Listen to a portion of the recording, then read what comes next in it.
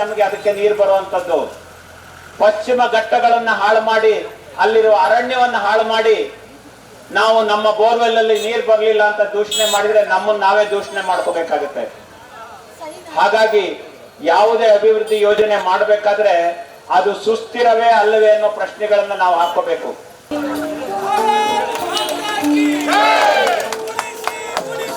ಪರಿಸರ ಉಳಿಸಿ, ಪರಿಸರ ಉಳಿಸಿ, ಪರಿಸರ ಉಳಿಸಿ. ಶ್ರೀಯುತ ರವಿ ಪ್ರಸಾದ್ ಅವರು ಈ ಕಾರ್ಯಕ್ರಮದಲ್ಲಿ ಭಾಗವಹಿಸಿದ್ದಾರೆ. ಅವರಿಗೂ ನಾನು ಸ್ವಾಗತವನ್ನು ಕೊಡ್ತೇನೆ. ಯುವಕರು ನಮ್ಮ ನಡಲಿದ್ದು ಎಲ್ಲ ಹೋರಾಟಗಳಿಗೂ ಸೈ, ಎಲ್ಲದಕ್ಕೂ ಸೈ ಅಂತ ನಿಂತಿರುವ ನಮ್ಮ ಕಾಂತೇಶ್ ಅಣ್ಣವರು ಕೂಡ ನಾನು ಈ ಸಂದರ್ಭದಲ್ಲಿ ಸ್ವಾಗತವನ್ನ ಬಯಸ್ತಾ ಇದ್ದೇನೆ. ಬಂಧುಗಳೇ, ಎಷ್ಟು ಜಮೀನನ್ನ ಕಬಳಿಸಿದ್ರು ಅದನ್ನ ಬಿಡಿಸೋದಕ್ಕೆ ಅಂತಂದೇಳಿ ನಾವೊಂದು ಕಮಿಟಿಯನ್ನ ಮಾಡಿಕೊಂಡು ಸುಮಾರು 12,000 ಎಕರೆಯಷ್ಟು ಜಮೀನನ್ನ ಬಿಡುಗಡೆ ಮಾಡೋದಕ್ಕೆ ಎ.ಟಿ. ರಾಮಸ್ವಾಮಿ ಅವರ ಕಮಿಟಿಯಲ್ಲಿ ನಾನು ಕೆಲಸ ಮಾಡಿದ್ದೆ ಅನ್ನೋದೊಂದು ಹೆಮ್ಮೆಯ ವಿಷಯ ಅಂತ ಎ.ಟಿ. ರಾಮಸ್ವಾಮಿ ಅವರು ಕೂಡ ವೇದಿಕೆ ಮೇಲಿದ್ದಾರೆ. ಬಹಳಷ್ಟು ಜನ ಪ್ರಜ್ಞೆ ಇಲ್ಲದಂತ ಒಂದು ಸ್ಥಿತಿ ಒಳಗಡೆ ಈ ಪರಿಸರವನ್ನ ನಾಶ ಮಾಡೋದಕ್ಕೆ ಅಂತ ಸರ್ಕಾರಗಳು ಕೂಡ ಹೊರಟಿರೋಂಥದ್ದೇನಿದೆ. ನಾವು ಇದು ಹಲವಾರು ಹಂತಗಳಲ್ಲಿ ಇದು ಪ್ರತಿಭಟನೆ ಅನ್ನೋದಕ್ಕಿಂತ ಸತ್ಯಾಗ್ರಹ ಅನ್ನೋಂಥದ್ದು ಒಳ್ಳೇದು, ಚಳುವಳಿ ಅನ್ನೋಂಥದ್ದು ಒಳ್ಳೇದು. ಇವತ್ತು ಬೆಳಗ್ಗೆಯಿಂದ ನಾಳೆ ಬೆಳಗ್ಗೆ ತನಕ ಅಹೋರಾತ್ರಿ ಸತ್ಯಾಗ್ರಹವನ್ನು ನಾವಿವತ್ತು ಹಮ್ಮಿಕೊತಾ ಇದ್ದೀವಿ. ಎಲ್ ನೀನೋ ಅಂತಕ್ಕಂಥ ಒಂದು ಹವಾಮಾನ ವಿದ್ಯಮಾನ ಈ ವರ್ಷ ಪ್ರಾರಂಭವಾಗುತ್ತೆ. ಈ ಪೆಸಿಫಿಕ್ ಮತ್ತು ಅಟ್ಲಾಂಟಿಕ್ ಸಾಗರಗಳಲ್ಲಿ ಅವು ಸಮುದ್ರ ಬಿಸಿ ಏರ್ತಾ ಇರೋದ್ರಿಂದ ಹವಾಮಾನ ಬದಲಾವಣೆಗೆ ಬಹಳ ಮುಖ್ಯವಾದ ಕಾರಣ ಅಂತಂದ್ರೆ ಇದು. ಅದಕ್ಕೋಸ್ಕರ ಅವ್ರು ಹೇಳ್ತಾರೆ, ಈ ವರ್ಲ್ಡ್ ಮೀಟಿಯರಾಲಜಿಕಲ್ ಆರ್ಗನೈಸೇಷನ್ ಅವರು 2026ರಿಂದ ಈ ಎಲ್ ನೀನೋ ಅಂತ ಏನ್ ಕರಿತೀವಿ ಆ ವಿದ್ಯಮಾನ ಪ್ರಾರಂಭವಾಗಿದೆ. ಈ ವರ್ಷದ ಕೊನೆ ತನಕ ಇರುತ್ತೆ ಇದು.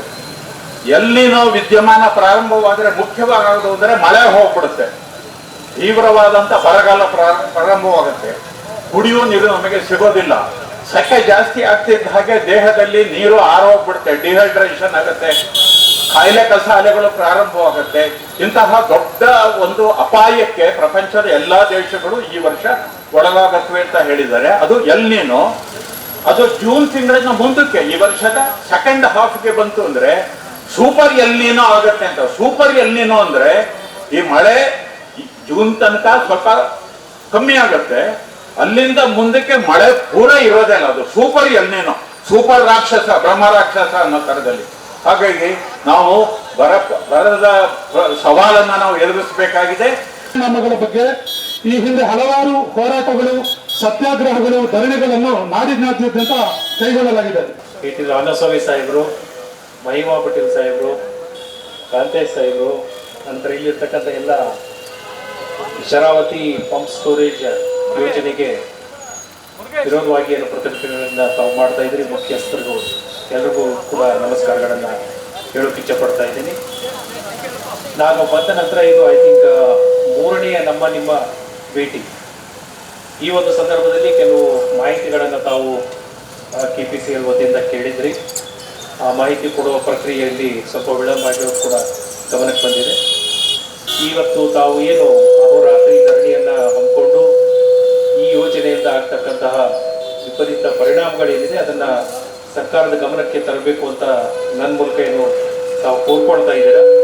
ತಮ್ಮ ಎಲ್ಲ ಭಾವನೆಗಳನ್ನು ಯಥಾವತ್ತಾಗಿ ಸರ್ಕಾರಕ್ಕೆ ತಲುಪಿಸುವಂಥ ಕೆಲಸವನ್ನು ನಾನು ಮಾಡ್ತೀನಿ.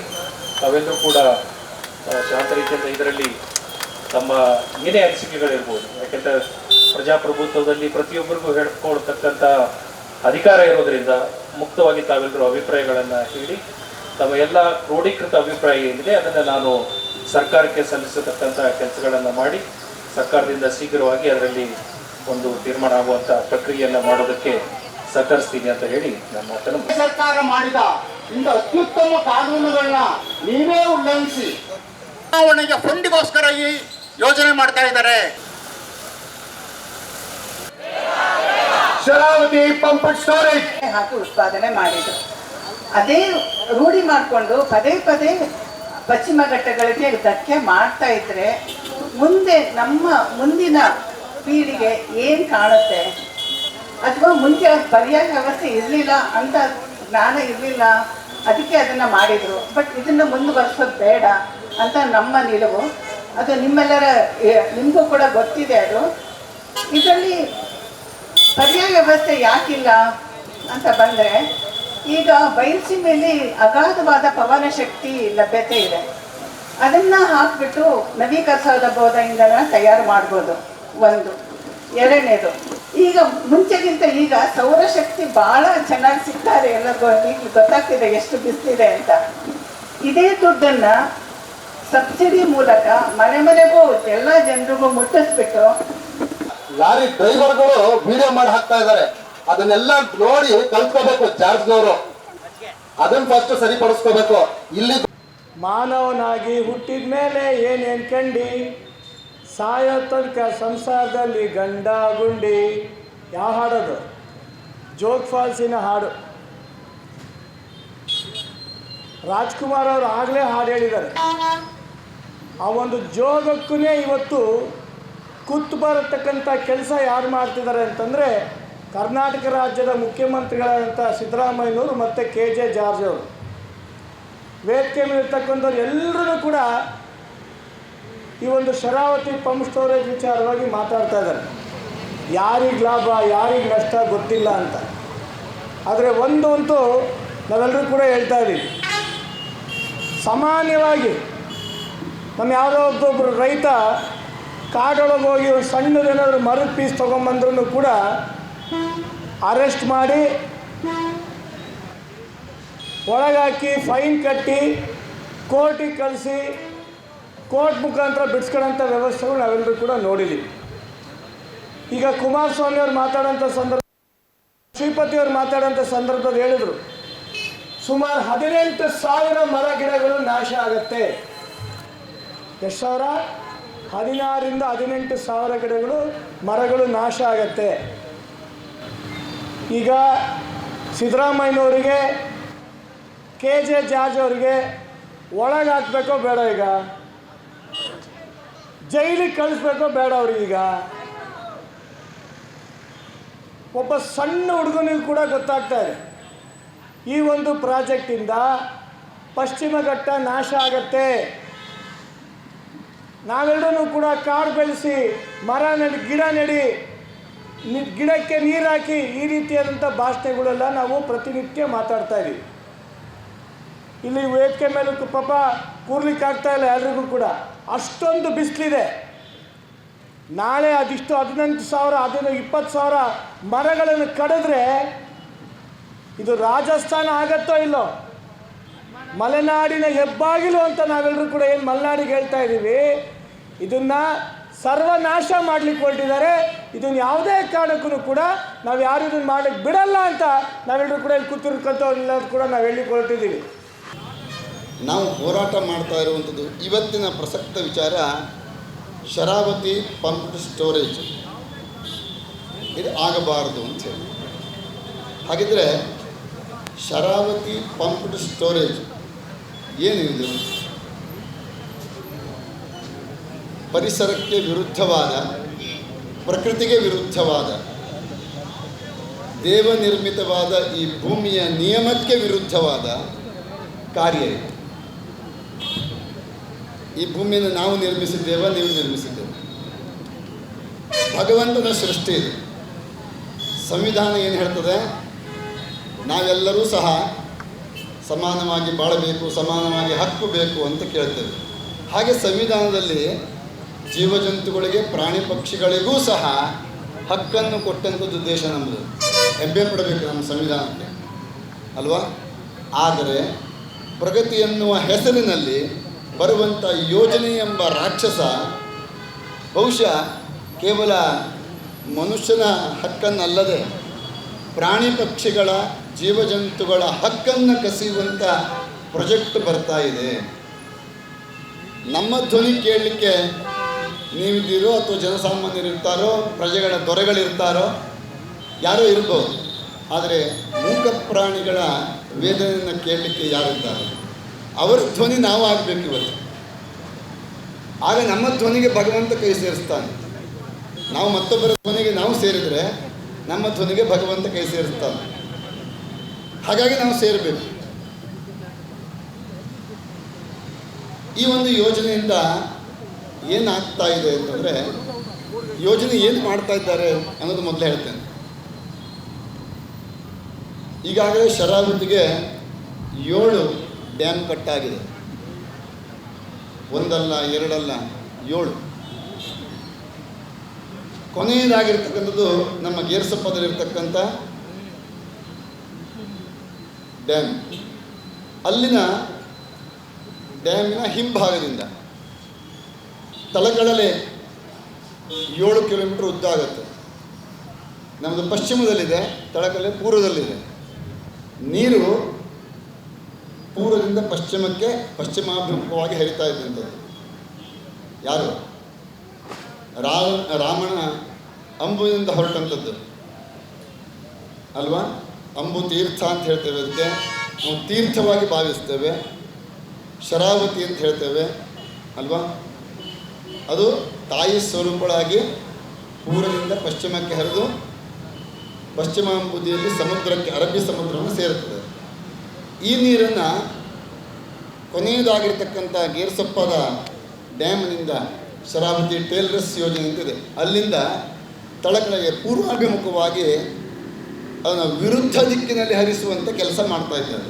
ಇದು ಪ್ರಕೃತಿಗೆ ವಿರುದ್ಧವಾಗಿರುವಂಥದ್ದು, ಭಗವಂತನ ನಿಯಮಕ್ಕೆ ವಿರುದ್ಧವಾಗಿರುವಂಥದ್ದು. ನಾವಿದನ್ನು ಅರ್ಥ ಮಾಡ್ಕೊಳ್ಬೇಕು. ಹೇಗೆ ಮಾಡ್ತಾ ಇದ್ದಾರೆ ಅಂತಂದರೆ, ಗೇರ್ಸಪ್ಪ ಡ್ಯಾಮಿನ ಹಿಂಭಾಗದಲ್ಲಿ 500 ಮೀಟರ್ ಕೆಳಭಾಗ, 0 ಪಾಯಿಂಟ್ ಶುರುವಾಗೋದು ಡ್ಯಾಮಿನ ಹಿಂಭಾಗದಲ್ಲಿ 500 ಮೀಟರ್ ಕೆಳಗೆ, ಅಂದರೆ ಅರ್ಧ ಕಿಲೋಮೀಟರ್ ಕೆಳಭಾಗದಲ್ಲಿ ಪ್ರಾರಂಭಗೊಂಡು ಬೇಗೋಡಿ ಅಂತಕ್ಕಂಥ ಒಂದು ಊರು ಬರ್ತದೆ. ಅದು ಸೆಂಟರ್ 3.5 ಕಿಲೋಮೀಟ್ರಲ್ಲಿ. ಅಲ್ಲಿ ಇದನ್ನು ವಿದ್ಯುತ್ತನ್ನು ಉತ್ಪಾದನೆ ಮಾಡತಕ್ಕಂಥ ಒಂದು ವ್ಯವಸ್ಥೆ, ಯಂತ್ರೋಪಕರಣವನ್ನು ಅಳವಡಿಸ್ತಾರೆ. ಮತ್ತು 3.5 ಕಿಲೋಮೀಟರ್ ಮುಂದೆ ತಳಕಡಲೆ. ನಿರಂತರವಾಗಿ ಇಲ್ಲಿಂದ ಅರ್ಧ ಕಿಲೋಮೀಟರ್ ಕೆಳಗೆ ಪ್ರಾರಂಭ ಆದಂಥದ್ದು ತಳಕಡಲೆಗೆ ತಲುಪುವವರೆಗೆ 1.5 ಕಿಲೋಮೀಟರ್ ಡೌನ್ ಆಗಿ ಮರಳಿ ಹೋಗಬೇಕು.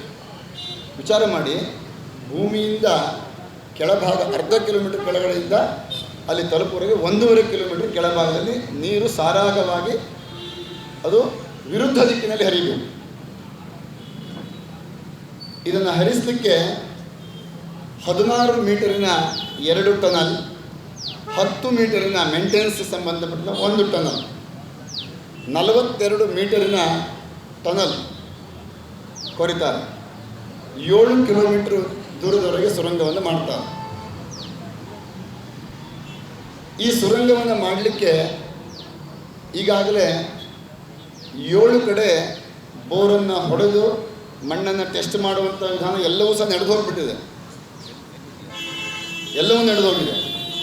ನಾವು ಈಗ ಹೇಳ್ತಾ ಇದ್ದೇವೆ, ಅವರು ಮಾಡಿದರು, ಇವರು ಮಾಡಿದರು, ಬಿಟ್ಬಿಡಿ. ಎಲ್ಲ ಸರ್ಕಾರವೂ ಒಂದೇ, ಎಲ್ಲ ಸರ್ಕಾರವೂ ಒಂದೇ. ಅಧಿಕಾರಕ್ಕೆ ಬರುವಾಗ ಒಂದು, ಬಂದ ನಂತರ ಇನ್ನೊಂದು. 2000ನೇ ಇಸ್ವಿಯಲ್ಲಿ ಶರಾವತಿ ಟೇಲ್ರಸ್ ಯೋಜನೆ 4 ಜನರೇಟು 240 ಮೆಗಾವ್ಯಾಟಿನ ವಿದ್ಯುತ್ ಉತ್ಪಾದನೆ ಉದ್ಘಾಟನೆ ಆಯಿತು. 2002ರಲ್ಲಿ ರಾಷ್ಟ್ರಪತಿ ಪ್ರಶಸ್ತಿಯೂ ಸಹ ಅದಕ್ಕೆ ಬಂತು. 2001ನೇ ಇಸ್ವಿಯಲ್ಲಿ ಈ ವಿದ್ಯುತ್ತು ಇನ್ನೂ ವಿಶೇಷವಾಗಿ ನಾವಿಲ್ಲಿ ಮಾಡಬಹುದು ಅಂತಕ್ಕಂಥ ಒಂದು 4 ಜನ ಇಂಜಿನಿಯರು ಈ ಪಂಪ್ ಸ್ಟೋರೇಜನ್ನು ಯೋಜನೆಯನ್ನು ಒಂದು ನಕ್ಷೆಯನ್ನು ಪ್ರಾರಂಭ ಮಾಡ್ತಾರೆ, ಯೋಜನೆಯನ್ನು ರೂಪಿಸ್ತಾರೆ 2001ರಲ್ಲಿ. ನಮಗೆ ಯಾವ ಸರ್ಕಾರ ಉಂಟು, ಯಾವ ಸರ್ಕಾರ ಇಲ್ಲ ಬೇಕಾಗಿಲ್ಲ, ನಮಗೆ ಅವಶ್ಯಕತೆ ಇಲ್ಲ. 2001ರಲ್ಲಿ ಪ್ರಾರಂಭ ಆಗ್ತದೆ ಯೋಜನೆ. ಆನಂತರ 2004 ಮತ್ತು 6ನೇ ಇಸ್ವಿಯಲ್ಲಿ ಇದನ್ನು ಒಂದು ನೀಲನಕ್ಷೆಯನ್ನು ಮಾಡಲಿಕ್ಕೆ, ಒಂದು ರೂಪವನ್ನು ಕೊಡಲಿಕ್ಕೆ, ಬಜೆಟನ್ನು ಮಾಡಲಿಕ್ಕೆ ಸಿದ್ಧಪಡಿಸ್ತಾರೆ. ಆರಂಭದಲ್ಲಿ 2080 ಕೋಟಿಯಿಂದ ಆರಂಭ ಆಗಿ 2004-06ರ ಸಂದರ್ಭದಲ್ಲಿ ವೆಬ್ಸ್ಕೋಸ್ ಗುಜರಾತಿನ ಒಂದು ಸಂಸ್ಥೆಗೆ ಇದನ್ನು ಡಿಟೇಲ್ ಪ್ರಾಜೆಕ್ಟ್ ರಿಪೋರ್ಟ್ DPR ಮಾಡಲಿಕ್ಕೆ ಆದೇಶವನ್ನು ಸರ್ಕಾರದ ಮುಖಾಂತರ ಮಾಡ್ತಾರೆ. ಅದರ ನಡಾವಳಿಯೂ ಸಹ ನಮ್ಮ ಹತ್ರ ಇದೆ. ನಾವು ಇವತ್ತು ನಿನ್ನೆ ಮಾತಾಡೋದು ಬೇಕಾಗಿಲ್ಲ. ವೆಬ್ಸ್ಕೋ ಸಂಸ್ಥೆಗೆ 22 ಕೋಟಿಗೆ ಆ ಸಂದರ್ಭದಲ್ಲಿ ಇದನ್ನು 10 ಕಿಲೋಮೀಟರ್ ವ್ಯಾಪ್ತಿ ರೇಡಿಯೇಷನ್ನಲ್ಲಿ ಏನೇನು ಇದೆ, ಏನು ಅನಾಹುತಗಳಾಗ್ತವೆ ಅದರ ರಿಪೋರ್ಟನ್ನು ಕೊಡಲಿಕ್ಕೆ ಕೇಳ್ತಾರೆ. 2008ನೇ ಇಸ್ವಿಯಲ್ಲಿ ನಾವು ಪ್ರಪ್ರಥಮ ಬಾರಿಗೆ ಇದನ್ನು ವಿರೋಧ ಮಾಡಿದ್ದು. ಬಹುಶಃ ಯಾರೂ ಆ ಸಂದರ್ಭದಲ್ಲಿ ಮಾತು ಆಡಿಲ್ಲ ಈ ವಿಚಾರದಲ್ಲಿ. 2008ನೇ ಇಸ್ವಿಯಲ್ಲಿ 2006 ಅರಣ್ಯ ಹಕ್ಕುಗಳ ಕಾಯ್ದೆಯ ಅನುಷ್ಠಾನಗೊಳಿಸ್ತಕ್ಕಂಥ ಕೆಲಸ ನಮ್ಮ ಕ್ಷೇತ್ರದಲ್ಲಿ 600 ಸಮಿತಿಗಳನ್ನು ರಚನೆ ಮಾಡಿದಂಥ ಸಂದರ್ಭದಲ್ಲಿ ಈ ವಿಚಾರವನ್ನು ನಾವು ಪ್ರಸ್ತಾಪ ಮಾಡಿದ್ವಿ. ಹಾಗೆ ಯಾರೂ ನಂಬಿಲ್ಲ. ಆ ಪ್ರಸ್ತಾಪ ಮಾಡಿದ ಸಂದರ್ಭದಲ್ಲಿ ಅದನ್ನು ಗಟ್ಟಿಯಾಗಿ ಧ್ವನಿಯಿಂದ ನಾವು ಎತ್ತಿದ್ರಿಂದ ಅಲ್ಲಿಗೆ ಅದು ಕೈ ಬಿಟ್ಟಿದ್ರು. ಮತ್ತು 2011ನೇ ಇಸ್ವಿ ಜನವರಿ 17ನೇ ತಾರೀಕಿಗೆ ವೆಬ್ಸ್ಕೋ ಸಂಸ್ಥೆಗೆ ಇದನ್ನು ಪುನಃ ಪರಿಶೀಲಿಸಿ ಅಂತಕ್ಕಂಥ ಆದೇಶವನ್ನು ಇದನ್ನು ವರದಿ ಕೊಡಲಿಕ್ಕೆ ಕೇಳ್ತಾರೆ. ಆವಾಗೂ ಸಹ ಅದು ಮುಂದುವರಿದೆ. ಮತ್ತೆ ಒಂದು ಕಾರಣಗಳನ್ನು ನಿಂತುಕೊಳ್ಳೋದು ತಾಂತ್ರಿಕ ದೋಷದಿಂದ ಮತ್ತು ಸೆಂಟ್ರಲ್ ಗೌರ್ಮೆಂಟ್ ಇದರಲ್ಲಿ ಅನುಮತಿಯನ್ನು ನೀಡದೇ ಇರತಕ್ಕಂಥ ವ್ಯವಸ್ಥೆ ಆದ್ದರಿಂದ ನಿಂತ್ಕೊಂತು. ಅದೇ ಲೆಟರು 2017ನೇ ಇಸ್ವಿಯಲ್ಲಿ ಇದು ಮತ್ತೆ ಬಜೆಟನ್ನು ಮಾಡಿಕೊಂಡು ಆ ಸಂದರ್ಭದಲ್ಲಿ 8,000 ಕೋಟಿಗೆ ಇದನ್ನು ಅನುಮೋದನೆ ಪಡ್ಕೊಳ್ತಕ್ಕಂಥ ಕೆಲಸವನ್ನು ಮಾಡ್ತಾರೆ. ಕೋರ್ಟಿಗೆ ಹೋಗ್ತಾರೆ, ಟೆಂಡರ್ ಮಾಡ್ತಾರೆ. ಆ ಟೆಂಡರ್ನಲ್ಲಿ mega engineering PP Reddy TV9 owner, ಮಾಧ್ಯಮದಲ್ಲೇ ಇದ್ದೀನಿ, ಅವರಿಗೆ ಇದು ಟೆಂಡರ್ ಆಗ್ತದೆ. ಟೆಂಡರ್ ಹೇಗಾಗ್ತದೆ ಅಂತಂದರೆ ಬಹುಶಃ ಎಲೆಕ್ಟ್ರೋ ಬಾಂಡ್ ಇರ್ಬೋದು ಅಥವಾ ಕ್ರೂಡು ಕಾಂಚನದ ವ್ಯವಸ್ಥೆ ಇರ್ಬೋದು. ಆಯಿತು ಟೆಂಡರ್, ಯಾಕೆಂದರೆ ಪೂರ್ವ ನಿರ್ಧಾರಿತವಾಗಿ ಆದಂಥದ್ದು ಆಯಿತು. ಆದ ನಂತರದಲ್ಲಿ ಇದು ಸರಿ ಇಲ್ಲ ಅಂಥೇಳಿ ಇನ್ನೊಂದಿಷ್ಟು ಸಂಸ್ಥೆಗಳು ವಿರುದ್ಧವಾಗಿ ಹೋಗಲಿಕ್ಕೆ ಇವರೇ ವ್ಯವಸ್ಥೆ ಮಾಡ್ತಾರೆ. ಟೆಂಡರ್ ಪ್ರಕ್ರಿಯೆ ಸರಿ ಇದೆ ಅಂತಕ್ಕಂಥ ಆದೇಶ. ಟೆಂಡರ್ ಪ್ರಕ್ರಿಯೆ ಸರಿ ಅಂತಾಗಿದೆ ಬಿಟ್ಟರೆ ಶರಾವತಿ ಪಂಪ್ ಸ್ಟೋರೇಜ್ ಮಾಡಿ ಅಂತ ಏನು ಹೇಳಿಲ್ಲ ಅಥವಾ ಸರ್ಕಾರದಲ್ಲಿ ಕೋರ್ಟಿಗೆ ಗಮನಕ್ಕೆ ತರಲಿಲ್ಲ. ಅದಾದ ನಂತರದಲ್ಲಿ 2023ನೇ ಇಸ್ವಿಗೆ ಈ ಒಂದು ಯೋಜನೆ 10,450 ಕೋಟಿಗೆ ಇದು ಬಜೆಟ್ ದರಮಾನ ಮುಂದುವರೆದು ಘೋಷಣೆ ಆಯಿತು. ಆಗಲೇ 10% ಎಲ್ಲರಿಗೂ ಹೋಗಾಗೋಗಿದೆ. ಹಾಗಾಗಿ ರಾಜಕೀಯ ಹಿತಾಸಕ್ತಿ ಇರೋದರಿಂದ ಇದನ್ನು ಕೈ ಬಿಡಲಿಕ್ಕಾಗೋದಿಲ್ಲ. ಸರ್ಕಾರ ಯೋಜನೆ ಕೈಗೊಂಡುಬಿಟ್ಟಿದೆ, ಆ ಸರ್ಕಾರ ಮಾಡಿದೆ, ಈ ಸರ್ಕಾರ ಮಾಡಿದೆ ಅನ್ನತಕ್ಕಂಥ ಮಾತು ಬರ್ತಾ ಇದೆ. ಯಾವ ಸರ್ಕಾರ ಮಾಡಿರಲಿ, ನೀವು ಮನುಷ್ಯರೇ ಅಲ್ವಾ? ನೀವು ಮನುಷ್ಯರೇ ಅಲ್ವಾ? ನಿಮಗೂ ನೀರು ಬೇಕಾ ಬೇಡವಾ? ನಿಮಗೂ ಈ ನೆರಳು ಬೇಕೋ ಬೇಡವಾ? ನೀವೇನು ಅಧಿಕಾರಕ್ಕೆ ಬಂದ ತಕ್ಷಣ ನಿಮಗೆ ಭಗವಂತ ಬಹುಶಃ ನೀರನ್ನು ಕುಡಿದೇ ಇರತಕ್ಕಂಥ ಅಮರತ್ವವನ್ನು ಕೊಟ್ಬಿಟ್ಟಿದ್ದಾನ? ಸಾಧ್ಯ ಇಲ್ಲಲ್ಲ. ನಿಮಗೂ ಬೇಕಲ್ಲ. ನಿಮ್ಮ ನಾಳಿನ ಭವಿಷ್ಯಕ್ಕೆ, ನಿಮ್ಮ ನಾಳಿನ ಮಕ್ಕಳ ಭವಿಷ್ಯಕ್ಕೆ ಯೋಚನೆ ಮಾಡುವಂಥ ಕೆಲಸವನ್ನು ಮಾಡಬೇಕು.